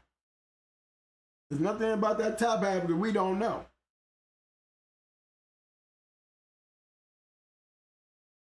Let's go dig into the bottom. 2009, you notice how this pedigree look. You can tell this pedigree from the older pedigrees, always. But we're gonna go back here. We're going at the bottom, y'all. We're just going at the bottom to make sure to show y'all how these dogs is looking back there in the back of this bottom side. You see it, Fat Bill's Chomper, Grand Champion Hellbend. There was some bad dogs back then. That Champion Crop, that Artist Crop, he was a beast. Coco was a beast. You got Booger, a great dog.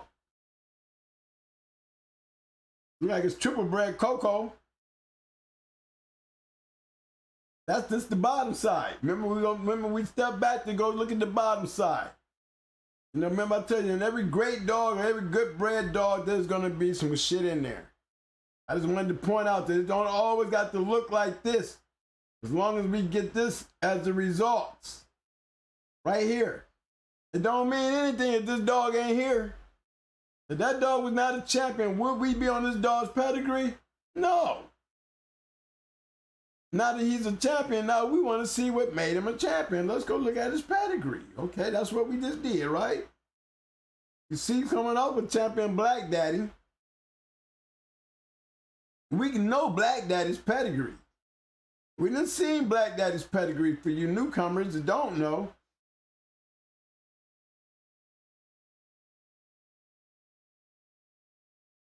We see these dogs.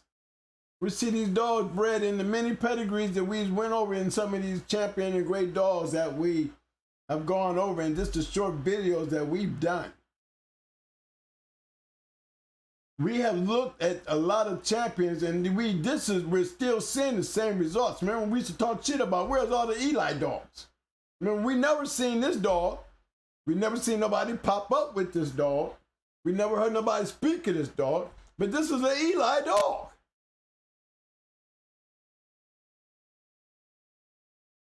I bet I hear nobody say it's a Jeep dog too when Jeep is an Eli dog. So stop it. Don't let me catch a young boy opening his mouth, acting like he knows something.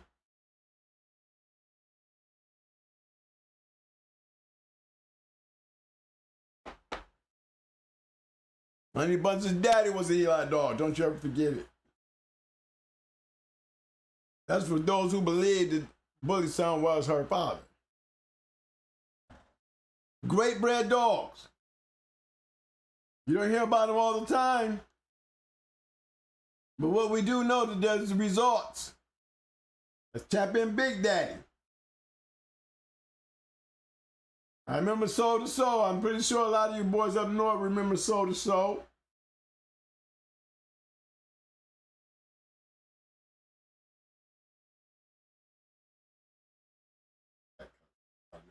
Hey guys, listen here. Hey guys, do me a favor. I want to send muscles to all the newcomers that's in this show tonight, that's on this chat. My brother said there's a lot of new people in our chat room. We want to welcome them all. Welcome them all. And my old boys, let them in and let them know by them muscles so they can get used to understanding how we do things over here. Even they get a light. Let's put a light on all our new people. New people, if you're new to the chat tonight, throw your thumbs up so we can throw you our muscles. So thank you for showing up and joining our party. All right? Salute to you guys. So if you're new today, thumbs up so we can recognize you. And for my followers and my boys and my girls, we show our new people the power. The power. Let's give them some power. Thank you, fellas. I'm going to keep going, fellas. I just wanted to put that out there because Twin One say there was a lot of people in New Patriots. And man, you know what? I told you, I know I got the coldest chat room in the game. I'm just letting y'all know that. Y'all new people, we are the coldest chat room in the game. When we call out for power moves, we get our power moves. We don't have to beg for it. We don't have to pay for it. We here to live for it. We live for the shit. Throw them things. Throw them things. We know how to do that shit, bruh. That's why we got all these big people in that recognition because of this chat room right here. You can't ask for a better bunch of guys. I'm glad y'all want to be a part of it. You should be. And come and enjoy what we enjoying. One day, it could be you we talking about. Because that's what we all working here for. That's what we do all this for. That one day, it can be one of us, other than me, giving us their story. I can't wait. I can't wait. Okay, I remember Miss Queen. Okay, here go another one, y'all. We got True Colors, McGinnis. Well, you know, I know that's a sick word. Believe me, I know meningitis. There you go, meningitis. A two-time winner, two-time best in show. 39-pounder.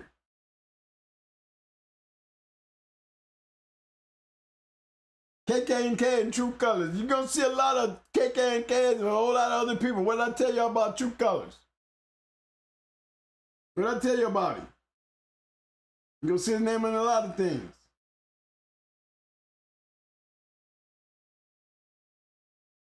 Well, look at this dog's breeding.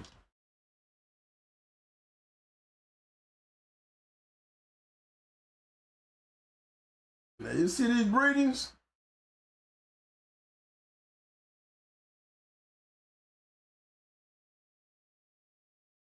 Now, you can guarantee you, somebody brought that dog over to this man's house and said, hey, Tony, I need some help, man. I need some help, Tony. Because look at the way this dog is bred. They didn't do nothing but bring a mad dog over there and said, man, look here, man, this is how this dog is bred. But probably didn't tell me how the dog was bred because he probably didn't even care until after you won. Because you always hear him after you win. He come to you and say, how's he bred? How he bred? Look at that pedigree, guys. A lot of you guys don't understand it, but you can tell, again, you're not going to get mixed up with the colors because it makes it kind of easy to see. We can separate the things.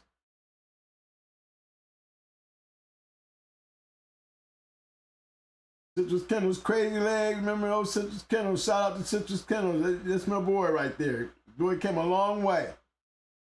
A long way. Did a great job, Citrus Kennels. That awesome buck at the bottom. And for y'all guys who really don't know about this motor legends, let's just go take a look at this dude.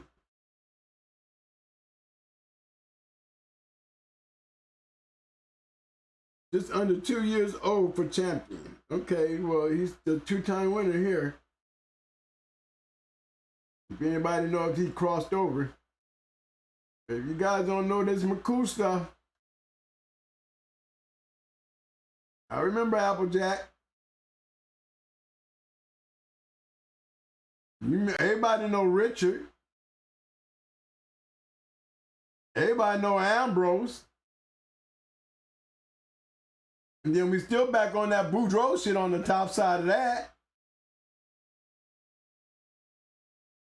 This is a bunch of good damn dogs. And this is just the top side.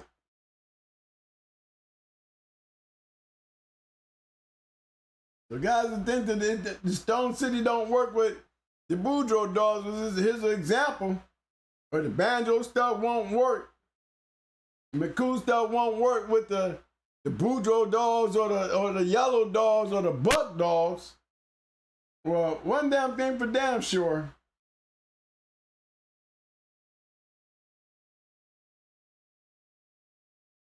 This meningitis right here.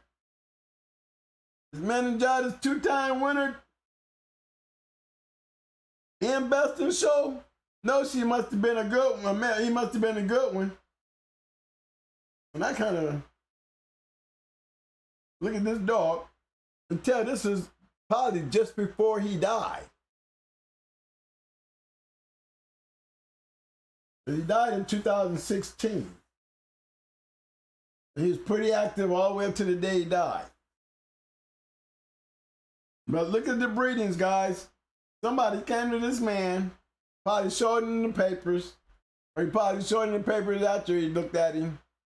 But you best believe, if he's got Tony Rogers' name on there, and you best believe Tony Rogers had a lot to do with this dog's career.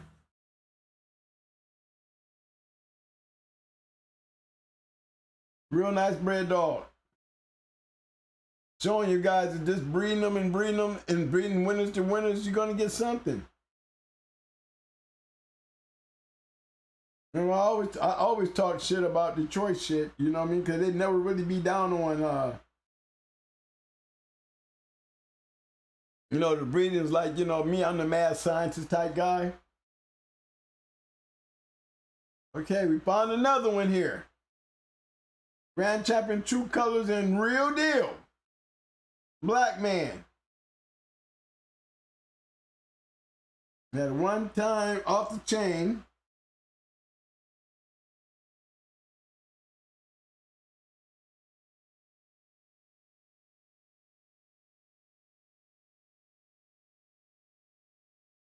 Okay? The guy bred. Whoop! The guy bred. That's all we know about him.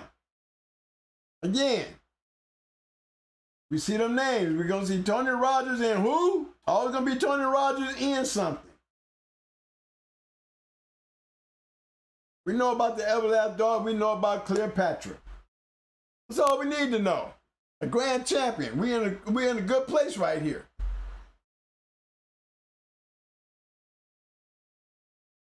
So Bumpy's Elworth, was he a champion? Who knows? He don't have champion on here, but he's a three-time winner. But we know enough about these dogs right here. Cleopatra and Everlast. We do know enough about them.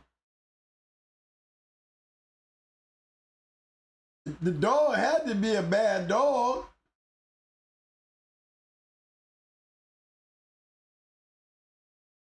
Checking out old Ellsworth. See what he was putting on. I see A. I see Brock. But he produces a grand champion when he's bred to an unknown.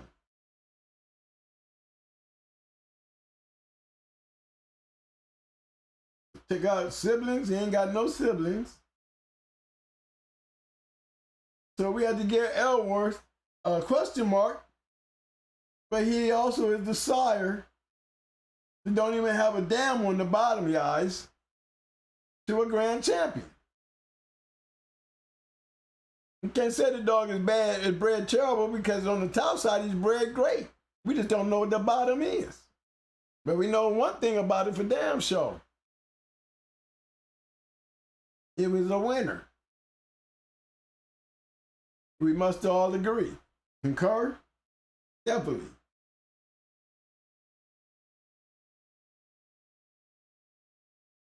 Okay, I'm gonna get the Dolomite. I'm gonna get the Dynamite here in a minute, y'all. Y'all see me walking all around him. Okay, I know I'm walking all around him. All right, I know. But I'm trying to do it for a reason. Because we all know about Dynamite. I'm trying to tell you there was more to this Dynamite when it comes to true colors. Look, still ain't found Outrageous pedigree. And he was one of the first grand champions I think he had.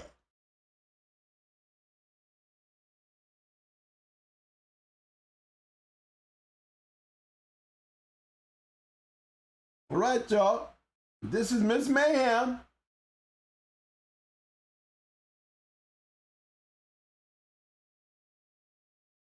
Oh, Shelby Jackson was the breeder. No Pity was the owner. I can guarantee you it's going to be no Pity in true colors, like I said.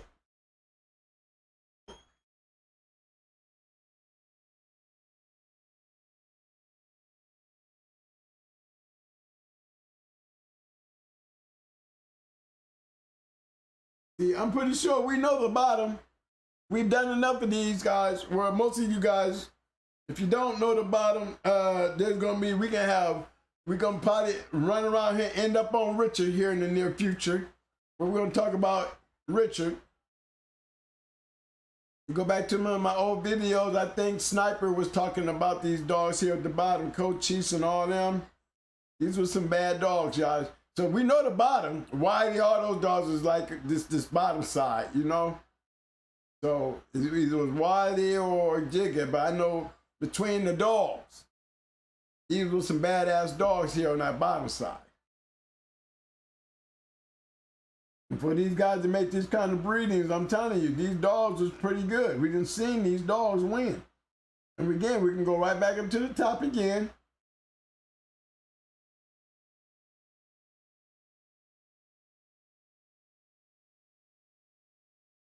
Oh, short, stubby looking dog there.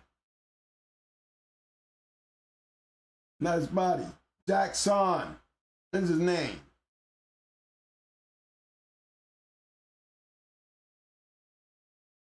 See the pedigree? Look at that. You see that Stone City stuff in there too. We see the Boudreaux stuff. We know what the top look like. But again, y'all, did y'all see the bottom? Let me click on the bottom then.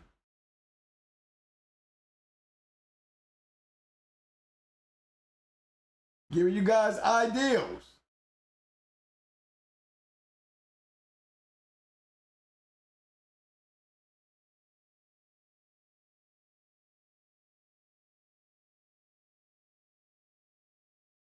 You can't say the shit don't work.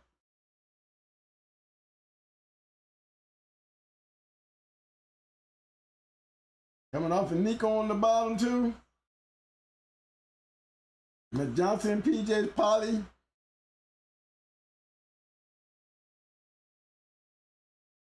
If y'all know nothing about this top side of this stuff here, y'all, let me just give y'all a little insight on this top side, all right?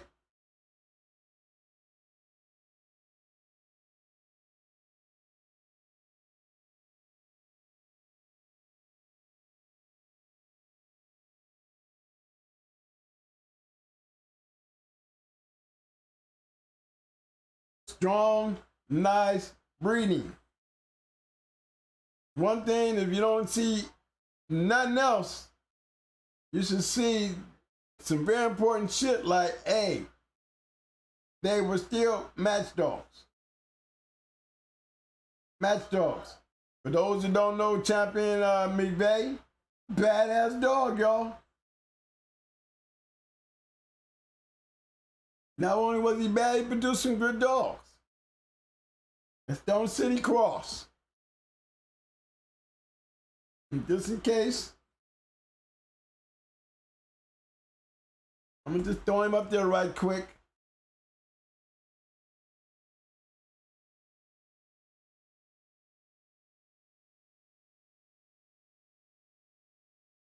I really liked it. He was definitely a great dog.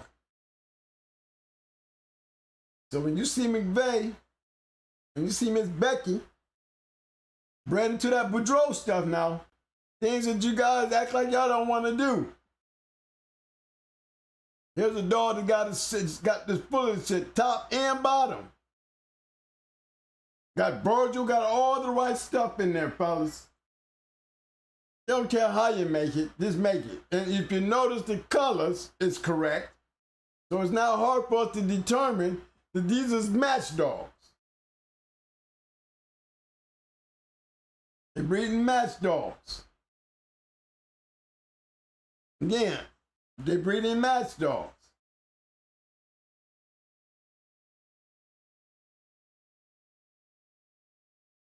Good bred dogs, fellas. If you want to play, to stay, the way to go right here. Can't not say that the shit won't work.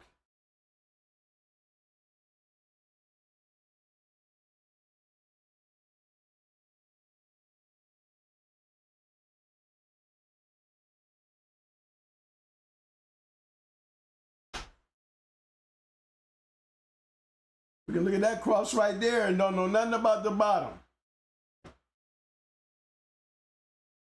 Nothing about the bottom, but we know everything about that top side off of Nico. So that's top and bottom has got that yellow and that Grand Champion buck in there, okay? I just wanted to go back in a little further and see how deep this female goes. Y'all know there's some stuff back there, and I knew it would be. You got Paddling back there. You got Rodney back there. You got the good ones. You got Dutch Boy back there. This is back there in the back. On that bottom side.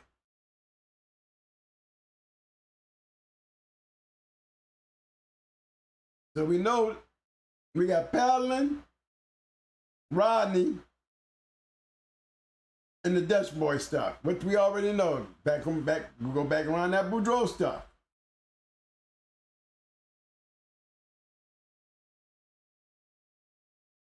Okay, I'm just going through them, fellas. Remember, I told you I was trying to find some true color dogs, and we find them. I told you, I said we probably won't see him with his name, but there'll be some other names on him because the man touched everybody's animal. He was that Dandada. He got shit done.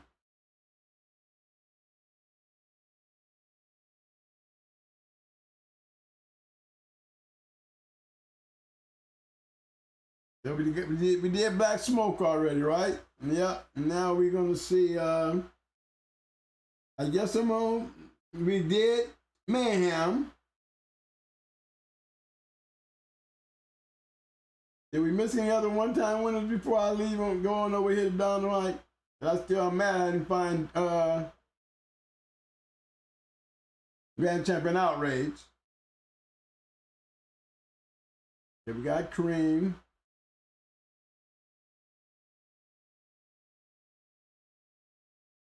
I think I did Miss Swiss. If I didn't, it's the same as Miss Cream, Little May Sisters.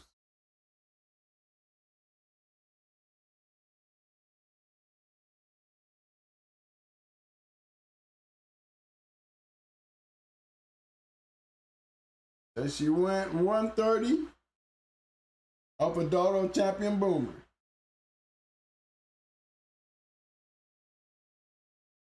That's over daughter champion boomer, 130, okay? Look at this dog, look how it's bred.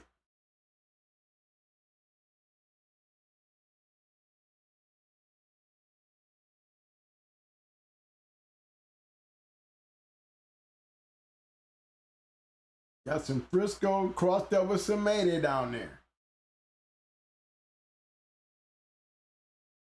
Then turn around there and bring that right back with the Stone City cross. That Patrick Buck stuff, the yellow buck stuff. The guy is giving you ideals for your tight inbred Boudreaux dogs. Look at these things. Don't tell me these crosses wouldn't work.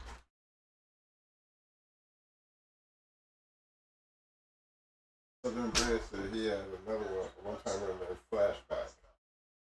Flashback. What's his name? What's his name again? Kennel. Southern Bred.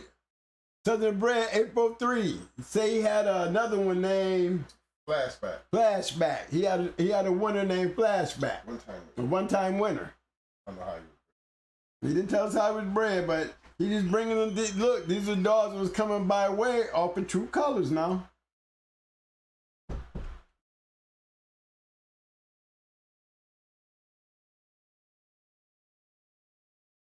He had a list. He had a heavy list of great bred. I mean, I wouldn't call him great bred dogs because I'd never really seen him as a breeder. You know, if he was like doing more of that breeding stuff, I probably would have been knowing his yard better and probably would have been trying to get dogs from him. And that's the truth. I would have been trying my damn hardest. Okay, going back in, I think I found some more.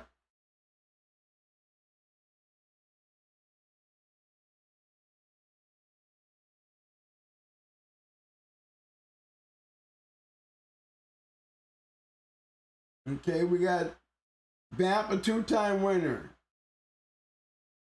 Tootsie, a one-time loser. We got True Colors, Mr. B.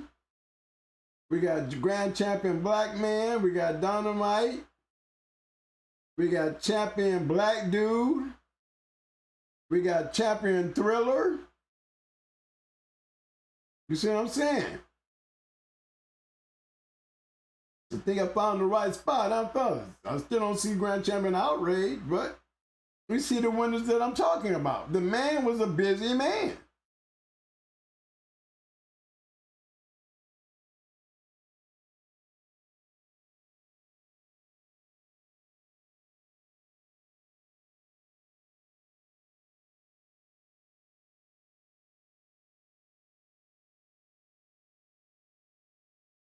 Good dogs.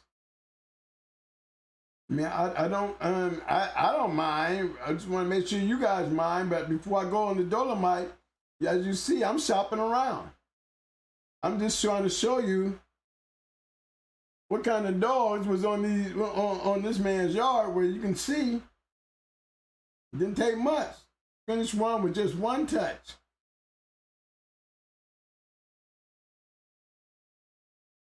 He didn't have a particular line. He just had good dogs.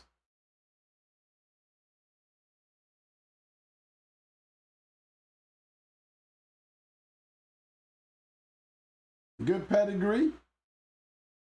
It really does help. Whether y'all say it or not, when you can just look and can tell the accolades stand out, so you don't have to go breaking the pedigree down. It just makes it so much easier to look at the point that's trying to be made. Match dogs produce match dogs.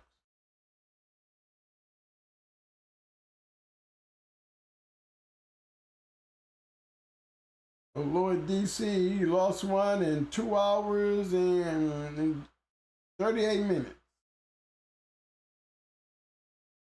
But he was definitely game. Because these are game dogs in his pedigree.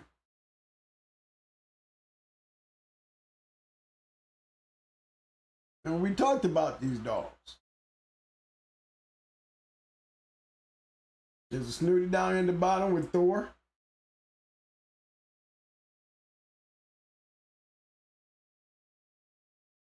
Rascal dogs here. Eli dogs. Eli dogs. All of them Eli. Outside the Snooty stuff. I remember old Thor. I'm going to run over to Thor right quick just because I can. You know what I'm saying, fellas? I like the Thor.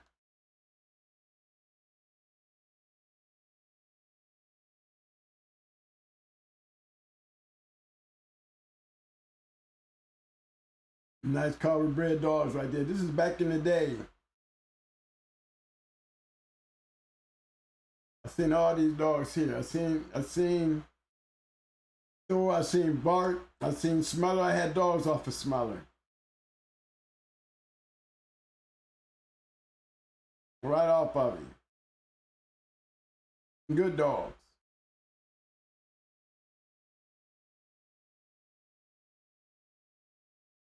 Win some, lose some, right?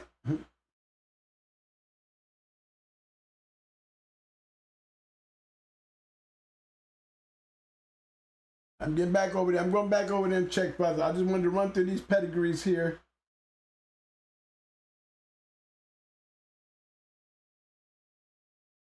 Because of these dogs that I'm talking about here, like even back then in the times, these were more or less like, you know, dogs that I'm pulling up on that I've seen. And like I was saying, if you remember this, that's the sheriff that brought me into the game. Remember I said his name was Sheriff Powell. I told you I had dogs off of Snooty. This is one of those dogs I had. I definitely had, that dog was right off him, blood.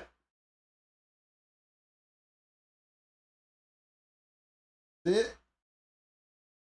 From all Kennels, champion blood. I mean, one-time winner blood.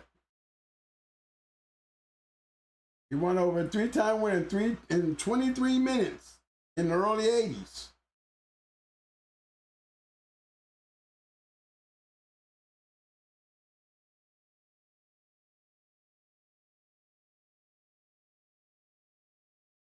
Bad dog. Remember I told you I met Stevenson's Big Ben when Mr. Triplet had him? You see the bottom side of that pedigree?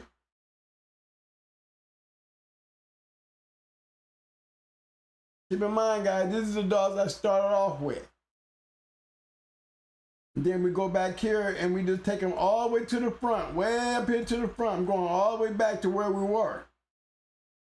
Going all the way back to where we started at.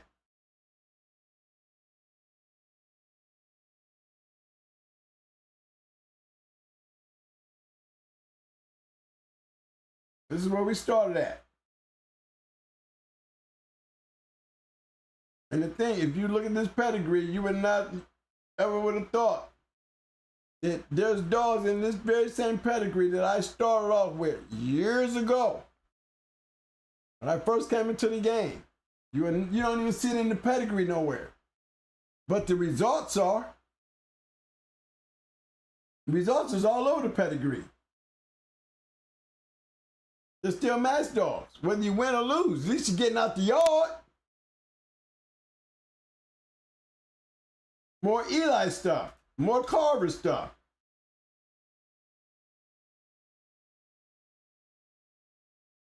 Going down here.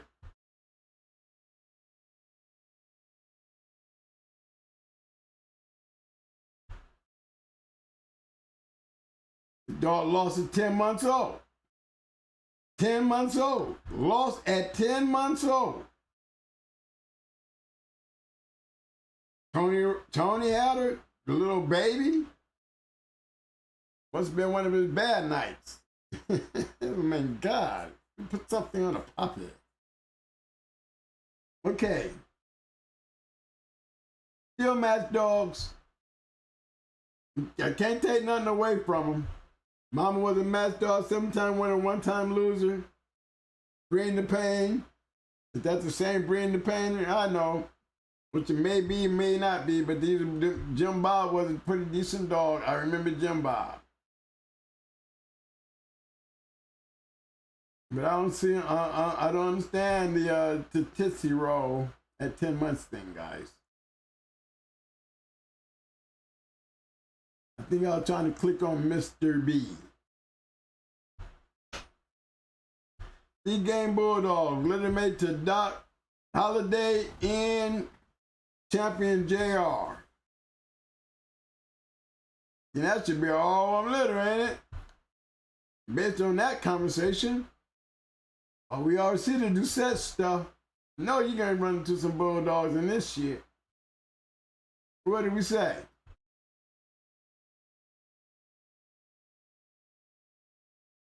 You don't.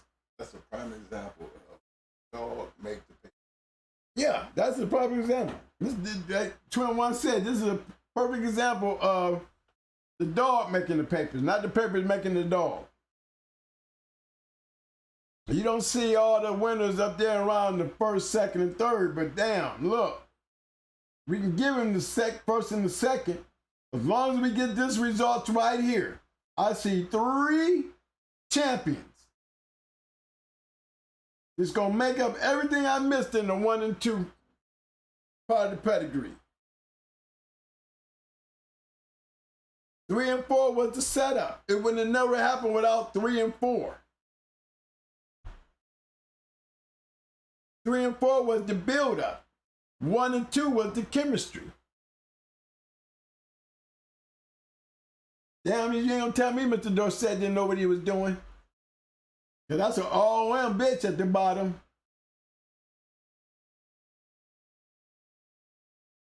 All right? Again,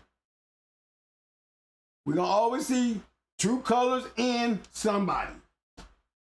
Like I said, when we first started this conversation off, right? We did the real deal black man. I ain't done Dolomite yet. You still see me scooping around him. It's his dog of the year.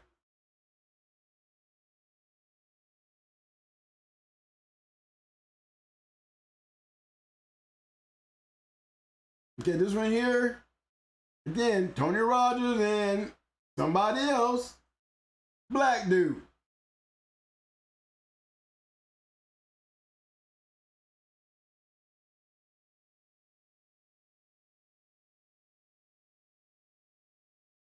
Look at the pedigree.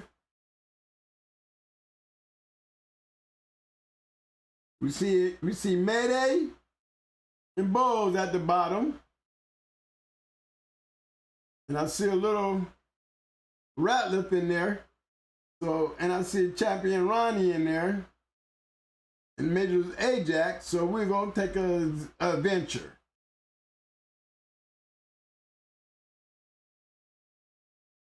For you guys that didn't understand what you was looking at, this will help you.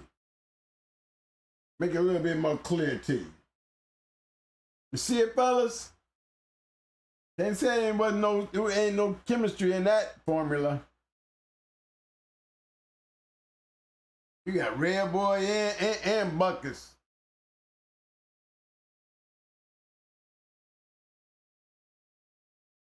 So we would have to say a little Red Boy Buck on top, down there 50-50, and then we go on the bottom, then we go three in. So that would be a 3 in, a quarter on the top and a quarter on the bottom out. Mix it a 3 in, 1 out. Not a 50-50. We got almost half a buck over here on the bottom. And then we got a quarter of buck on the top. That's my 3 in. Now 1 out is the Red Boy when you want to look at it the way I see it. I see majority of buck with the 1 out, with the out being the Red Boy added to it. It's still a program. Remember, I didn't have to click over but 1. All I did is clicked on that.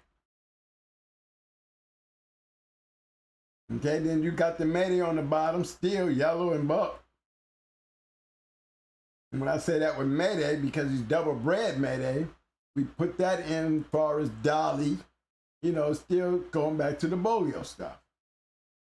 Then we got down here, we got the boil stuff. And just in case, so y'all get a better understanding of what type of boils this was, coming by way of voodoo. Because those bulldogs does have nice bodies, they're body built. That's why they always looking so popular, because they always looking, they got beautiful bodies. The structure's great.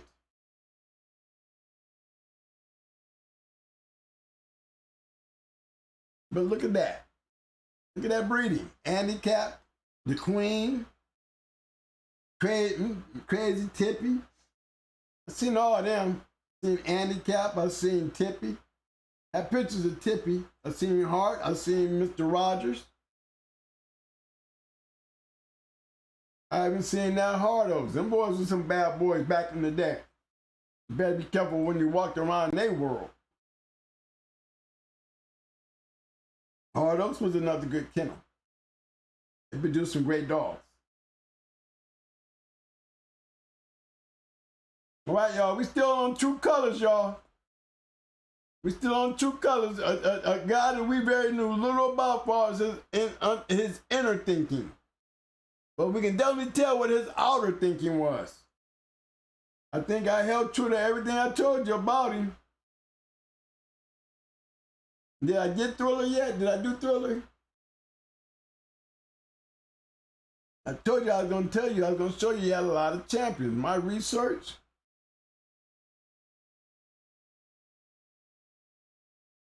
Wild side stuff.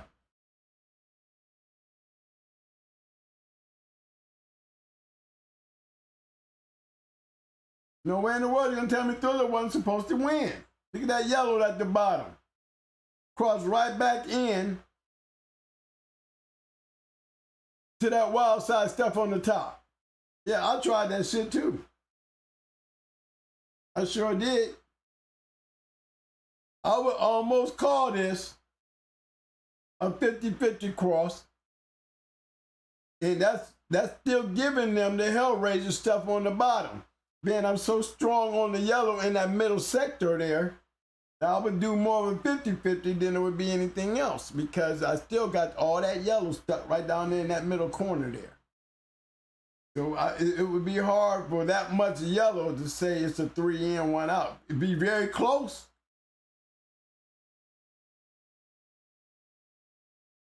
It definitely would be very close to being a 3 in, 1 out.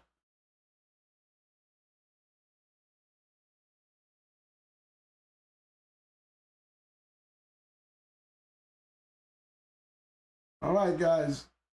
I'm getting close. I'm running out of winners. Okay, as you see, we still see them. We still see winners. We see, what's this? Will's 2-time winner. We got the Dazzler, 1-time winner, 1-time game loser. And I'm going to probably finish it out with.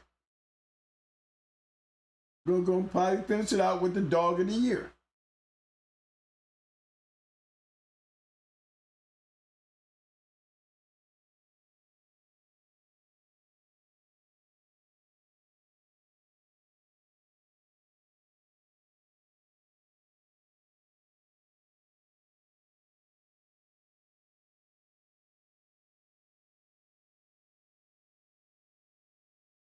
Jack Kelly's last Dog of the Year. Yes, he was. Screamer, 1-time winner off of Jake the Snake in 47. The General in 24. Yellow Man in 6. Champion Pika in an hour. Cold Liquor.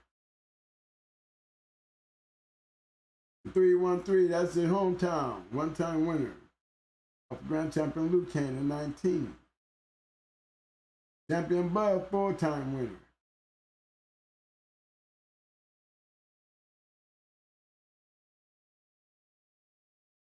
Definitely deserving of what we call the Dog of the Year. For those who don't know those dogs, where y'all? Y'all been sleeping? He died in 2014. That's Okay, fellas. 2016, it says where he died. 2014. Tom Gardner dog. All I'm gonna say is this. If Tom Gardner is giving out dogs like this, and y'all buying dogs like this from Tom Gardner, with them kind of pedigrees, then I would expect to see y'all sitting up here looking like true colors.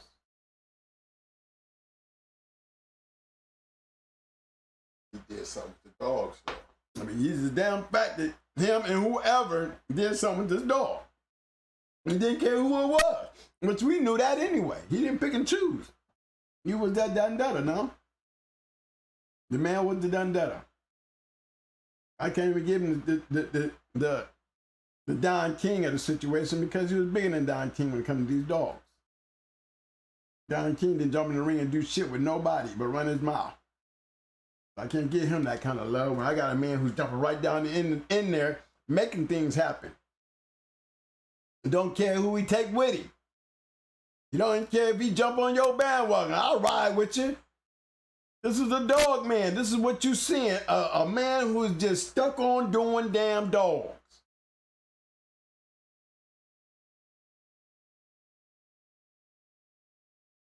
Hell yeah. It was more than a privilege.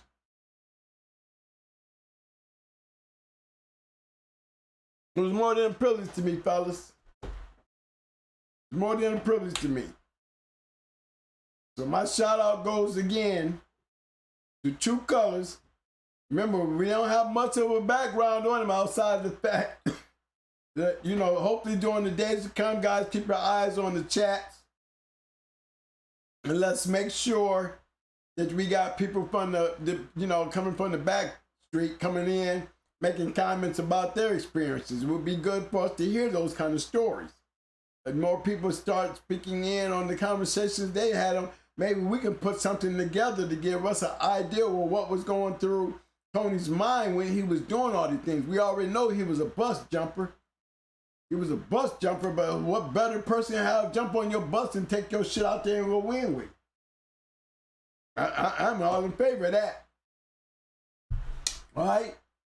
So let's get our salutes. R.I.P. to Tony Rogers, True Colors.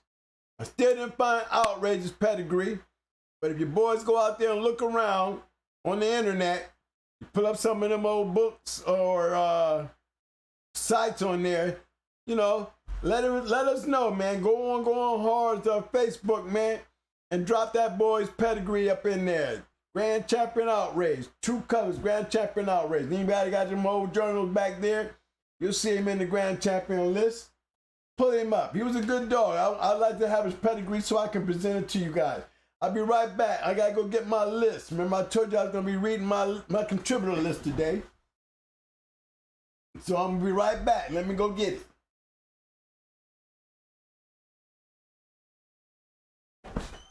What's up, fellas? What's up? What's up? Look, now, you know, me and Tony was like this because he was my kind of guy. Remember, I always dealt with the shit on the outside, and I was me. He was my man because, look, man, I was down with that talking shit. Man, I pump my damn brother up in a minute. Look, they talk that shit. Get him on the phone and get away. You know what I'm saying? I caught that shit from that loudmouth ass Tony Rogers. Man, he could get under a person's skin and wouldn't give a damn, and he would come get your ass. Y'all see it? Y'all see it? The man stayed busy, never stopped talking shit, and he loved what he did to his dying day. That's why I take my hat off to that man right there, because he was just a good dude. I mean, he wasn't really a good dude, but he was a good dude because he wasn't wanting to talk shit and not back it up. You know what I'm saying? If he said your shit was garbage, he wouldn't give a fuck if it was a champion or a grand champion. He didn't care if he felt your shit was shit. He coming to get you. He ain't just talking. He ain't playing around and joking. He gonna go get something and he gonna come back and he gonna go show you that your shit wasn't shit. And it was just Tony. You know what I mean? And he was my kind of guy. Now me and Tony together, standing at pit side, oh my God. Oh my God, I mean, at pit side, oh, man, look, the man would have you laughing. The man would have your side cracking, talking about people. And for the people who wasn't used to it, you know, they was always ready to get out, and he wasn't no punk. So, it wasn't like, you know, Tony could get the dogs out there, motherfucker, and say, we can do this. We can get in here and do this. You know what I'm saying? But at some point, you know, over time, people got used to, you know, they know, man, that's Tony, man. Unless you got a dog, you need to just shut up. You know, because that's what it basically was gonna boil down to. Unless you got a dog, you ain't got no business saying nothing to that man. Cause that man trying to tell you ain't got shit and you really ain't got shit, so shut up. You know what I'm saying? But if you acting like you know what you talking about, and he telling you don't know shit, and you got something, you better go get that something because he coming. He coming and he coming for your ass, and he gonna embarrass you the whole time he in them walls. I told you wasn't shit. Your dog ain't shit, you ain't shit, and your kennel ain't shit. I'll kill everything on your yard type of nigga, man. He was that type of brother. But you gotta admit it, man, everything that he showed y'all tonight, he started this conversation off giving you more like a glimpse into the man that we show homage to today. Nobody really speaks something out there like that legend, and, you know, ain't no stories. But there's a big story about a great legendary dog man. And Tony Rogers of True Colors deserve that title from us. And today we show homage, and we share that homage with our people. You know what I'm saying? So to everybody who sat around and came to hear about my main man, Tony Rogers, for me, I like to see roses, just a whole bunch of roses to show y'all appreciation and show me that that man deserved to be considered as one of the best in the game and a legend. At least we can put our check mark on it, because not only was we talking shit about it, he got receipts. And we're here today to produce his receipts. So again, I'm gonna turn this back over to Mo and do them roses for me, because Hey, Tony Rogers Day. today is Tony Rogers Day. True Colors. That's to his family, guys. Hope his family get this message, which they will. They will. And they'll send us back notification that they got it, and I will be the first to let you know, because we all family. As long as we ride with y'all, ride with me, we gonna stay family. It's gonna always look like there's a bunch of us out here doing it, and not just me. No good if it's only me when I have an army behind me, when I have generals up here with me. It's not a one-man band. We got a damn parade. All right, fellas, this is what we're gonna do today. All right? I told you I was gonna run this list. You might hear these names several times, but I'm going from the top to the bottom. So y'all might as well go ahead and get ready to fry up your joints, smoke your mouths, smoke your cigarettes. This guy's gonna take a minute. But as y'all hear these people's names, okay, if you don't hear your name, it's because you didn't put nothing there. And there's nothing wrong with that. But look, I need to see some thumbs up. When you start hearing several names, it'd be like, damn, I hear this man's name. You got to thumbs up that man.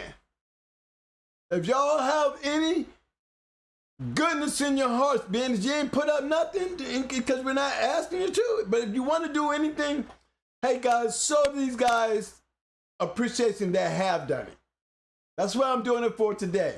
I'm giving these people the shout out that they deserve. And I'm asking my chat room, like I always do, and y'all never let me down. Let's give them the biggest honor of appreciation because they're actually doing it for us. All right? It's gonna go down the list. Like I said, we're gonna be names, but it's gonna be some long names here, all right? So let's go take this ride. Like, give me some music, man. I want some music. I need the GHK when it comes to this shit here. Cause y'all gonna trip out. It's gonna be a long list. But it's gonna be a good list. And I want these people to hear their names because they deserve to hear their names on our show. I want them to hear their names on our show because they have everything to do with this show.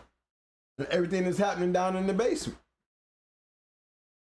And I want to thank these people, and I'm asking you guys to help me thank them.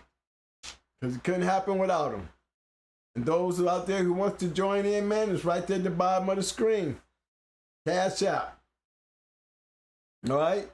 This thing does not move on water. But, you know, for that appreciation, that shout out, man, hey, this is why the rest of this time is going to be for them. Because I want them to know that they do matter, and they really matter to me. And I want them to matter to you guys as well. And so we're going to be, you hear these names, man, throws up to these guys. Remember to hear these names. You'll know which ones you want to shout out to. I want y'all to hear this. I'm proud.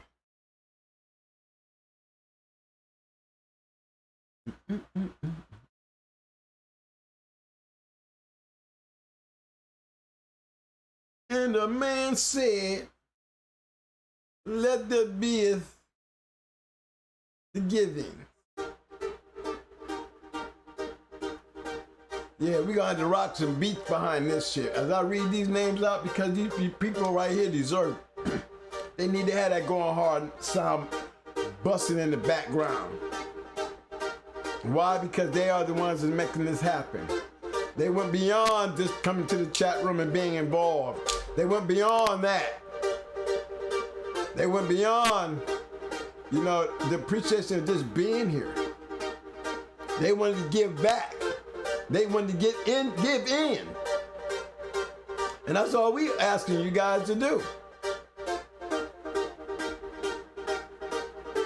Terrence, my man. His man, he is one of the exclusive members. Just letting you back basement boys know. He is an exclusive member, so you're Terrence. You make yourself known to you, then you'll know who Terrence is. But Terrence is my man. My biggest and best supporter. And he's also on the board. Valerius Matthews. Oliver Garden. William Brown. Henry Hall. Eric Collins.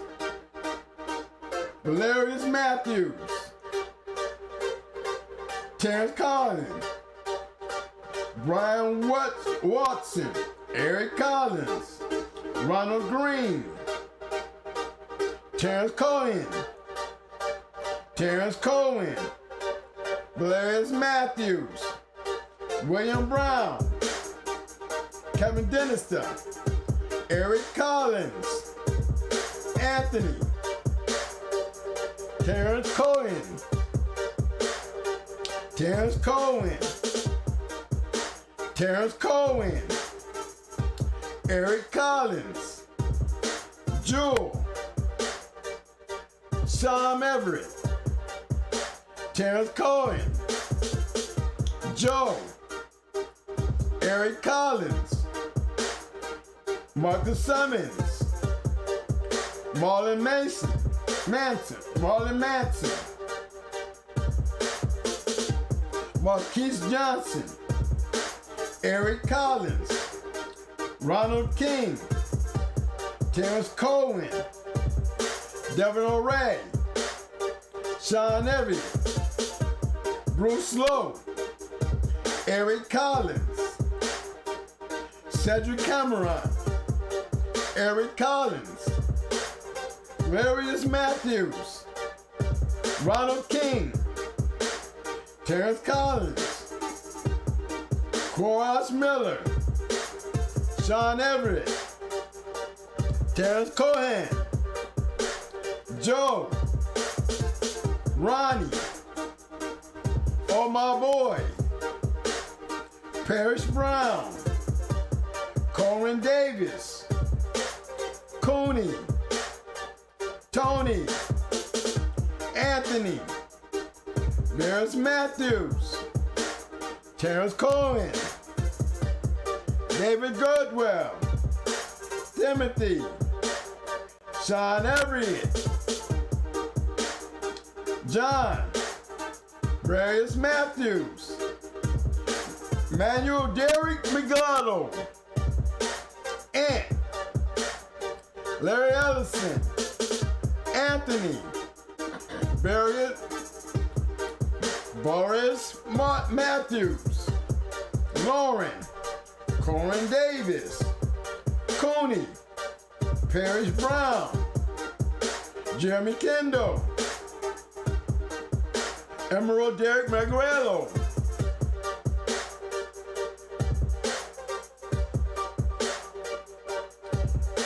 Slot, that's S-L-O-C, Joyce Smith,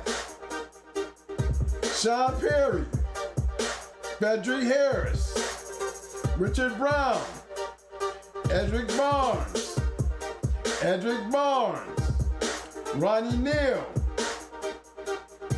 Teran Webb, Floyd Ford, Lefty, Ronald King, Valerius Matthews, Joe, Terrence Collins. Shout out to Dread. Shout out to Dread. People, all these people are named. Thank you. Thank you very much. We appreciate it. We appreciate it. And the thing is, guys, it's still sitting there, waiting on us to do some more stuff. We're doing it, but we ain't using all this. We're sitting here holding it, waiting for the big things. Because we need more people. We want to go traveling. We want to go knock on doors. We don't want to deal with the people that want to hide and hide. We want to come to people that want to see us. We want to come and do shows in your town, in your city. Come and see your dogs. Have us a damn barbecue out and bring all the dogs in. Bring the families in. Let's have us a barbecue with some music, some blow-ups in the park, with some fine women, and let's jam. We want to come to a city near you and do this. And these people right here are the ones making it happen. That should be a draw to us to do more. We need more of them. But for them, I give all this, guys. All this. That means love to the utmost. They got all my respect. They can ask me anything. I'll wake up in the morning. In the middle of the night, they call my number. Because these names right here cannot be forgotten. They're in this stone right here in my phone. They will never be forgotten. Because this list will always be here, and it's going to always do nothing but evolve and grow. And I'll sit there and keep on reading that list so y'all can keep on hearing these same old names until I start adding y'all names. Because y'all names deserve to be here too. They're not just making it big for me. They're making it big for all of us. Because they got their money on me, and I'm going to continue scratching, showing you your money good. Let me say that to you guys. Always have been, from the day one, when it never took me for what. Because that's the kind of guy I am. So guys, I need muscles. I need a lot of muscle, because them guys deserve the power that they put into this Going Hard Kennels Reloaded. The contribution is what brings the power, and they're a part of that power. They are a part of that power, and I want to salute them. I'm asking you guys to give them salutes. And I don't want roses. We're going to leave them for the dead today. But we want to give them strength because what they do for me, when they send that stuff into us, is they just giving us power. They're giving us power to be able to do the things that we want to do to affect everybody. And all we asking is we need the y'all guys to take consideration of that and join the movement. Join the movement.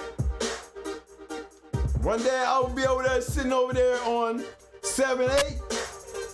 One day during my day in this game because I deserve a seat over there to speak about my people. I don't want to have to talk about my podcast, but I can talk about my people because my people gonna follow me. He's already got a crew. But I want my people to pile up in the bandwagon with me and let's go ride over to 7-8 and watch me do a show so I can point all my boys out. Point out my people, point out my big contributors. Maybe we can get some of them people over there to come back and follow us over here. He ain't taking nothing from me. He's not gonna lose nothing because he's got it all. He's my big brother. You know what I mean? So let's enjoy this, fellas. Let's enjoy this. Thank you to those guys. Mike, just let me know, man, if my boy's giving me the love.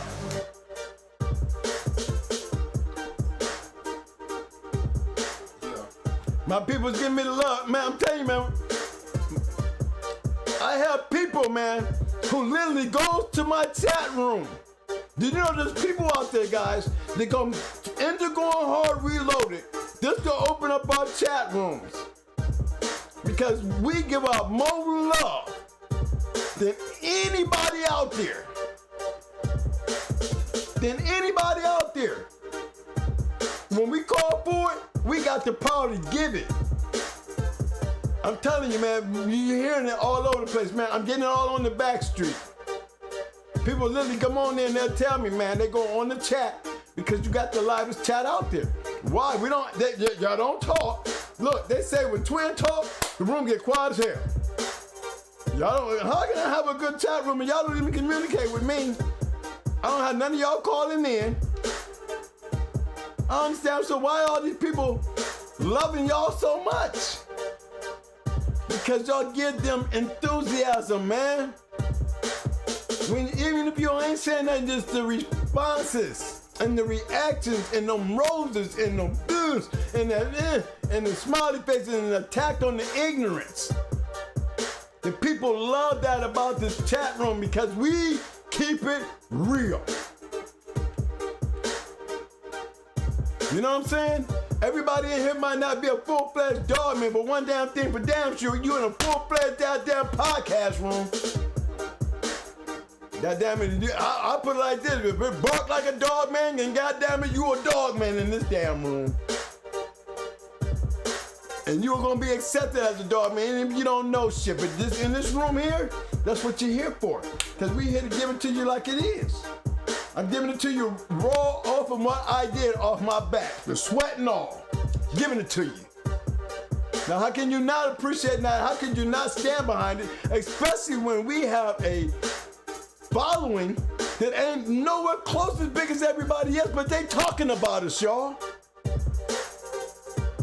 They talking about us, and that's because of you people. And I got to tell you, man, I'm saluting. I'm throwing roses. I'm muscling up, thumbs up to my chat room because we got the sharpest chat rooms out here. People love going to our chat rooms just to watch y'all show love. Just because y'all show all that damn love all the time. All the time. That's why the people love this show because they see that y'all love it. We got bulldoggers. True to the game. And they're in here with me. And what better thing can I ask for than a bunch of great people like you guys, fellas? Come scratch. Like buttons. Hit those like buttons. There's new people, please hit those subscribes and join the family, man. We ain't going nowhere. We still in diapers out here. We making moves making moves and making noise. Look at that damn chat room. Look at that colorful chat room. They ain't got to pay they ain't got to pay for that. They get that. They get that every time they come on this show here. You can go back into all them videos and see how it just started growing and getting better. I love you guys all day. James Jones. Jay. Shout out, fellas. Shout out. Can't ask for no more than what you're giving, brother. It's all appreciated and love you for it. Love you for it. Today's Tuesday. Well, guess what? Today was a good day. We talked about a legendary dog, man. We didn't have very much about him. Outside the fact that you know your boy knew him, good friends with him, loved him like a brother, but stayed out of his way because he can get you in trouble. But he was a dog, man, 101%, bro. 101%. And I just had to give him that line for the day, fellas, because he deserved it. You know, he's just as big as Nate and Joe. He was just as big as Greg and Mr. T. He was just as big as Ram and all these other great dog men that we seem to let slide by the wayside is no longer with us. You know? You won't find him in probably nobody else's book, but I can guarantee you, he's gonna be part of that book of records. History will never, ever be forgotten in that book of records because it's gonna cover all our greats. It's gonna have all our greats, it's gonna have all our to-bes. It's gonna have our future, it's gonna have our past. It's gonna be a very entertaining book. And everybody's gonna love carrying that thing around with them because guess what? It's gonna grow. It's gonna grow. I'm just waiting on my first champion to be able to sit there and say, y'all, guess what? I recorded my first champion. Now remember, this is for the full purposes of the historical entertainment, and it's all fictional. We do not condone or do we promote anything illegal, especially dog fighting. This is only fictional entertainment, right, fellas? It's only fictional entertainment. That's how we do that. We got to slide with the moves. You know what I'm saying? Got to stay out their way, you know what I mean? Got to stay smooth, got to slide. So y'all know what I'm talking about? Y'all know what it is. Keep it that way. Just back me up into this corner, money.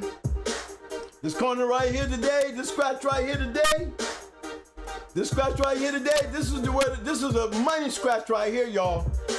This is a money scratch right here. I'm scratching for all those names that I read today. You heard them several times. Mr. Terrence Cohen, Valerius Matthews, Eric Collins. Listen to those names. Avante. Listen to those names. We heard those names over and over and over. Those guys are due respect and the utmost gratitude, not only from me, but from my room. Because it's my room that makes what happens in this room so successful. And I want to thank you guys for it. Ain't nothing harder than it. We don't do courtesy scratches, fellas. We didn't already won the match. We just time to go get our money. Our money's good. It's over. Friday night. See y'all then. Until then, always scratch your win. Always. Y'all know what time it is. You know what I'm saying, man? We don't do courtesy scratches and all that shit, man. No. Let me get my bump in. Money shot. Ooh. Hey, that's right. We're gonna come to a city near you and pump some noise. Yeah. Bring them bulldogs out with them barbecues and these fine women, and we're gonna have a good day.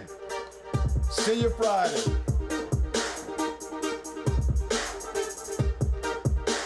Don't forget them likes. Don't forget them subscribes. And for all those fellas who want to drop a line, you got Super Chat. And you got that damn Cash App address. Doesn't even matter, fellas. Whichever way you go, it's going to be appreciated and loved by many. Fellas, let's just give them more color, more flowers. Let's just finish out the day in the parking lot, man. Throwing shit out there. They want to come in our chat room and look at our beautiful color, our wall print. We give them more print. We might go with some throw. We might go with mics next week. Everybody wants to see our chat room because our chat room's so live. Okay. That's why they come in there and peek. You notice? They've been peeking on us. Let's give them what they want, fellas. Love you. Peace. R.I.P. Tony. R.I.P. Tony. And family. He'll never be forgot.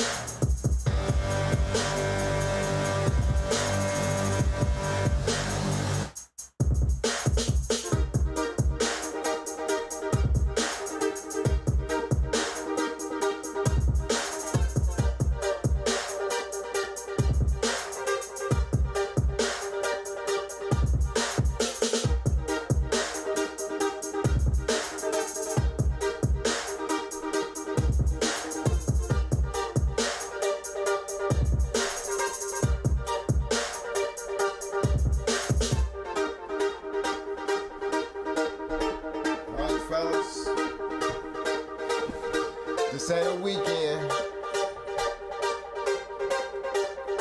This ain't a weekend. So at this point in time, I was in the parking lot. Enjoyed your company. You got to get the hell out of here. You got to get the hell out of here.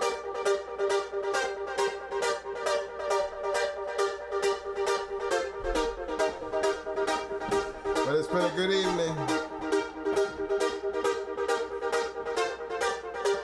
We got our eyes on you. See you Friday. Until then, peace.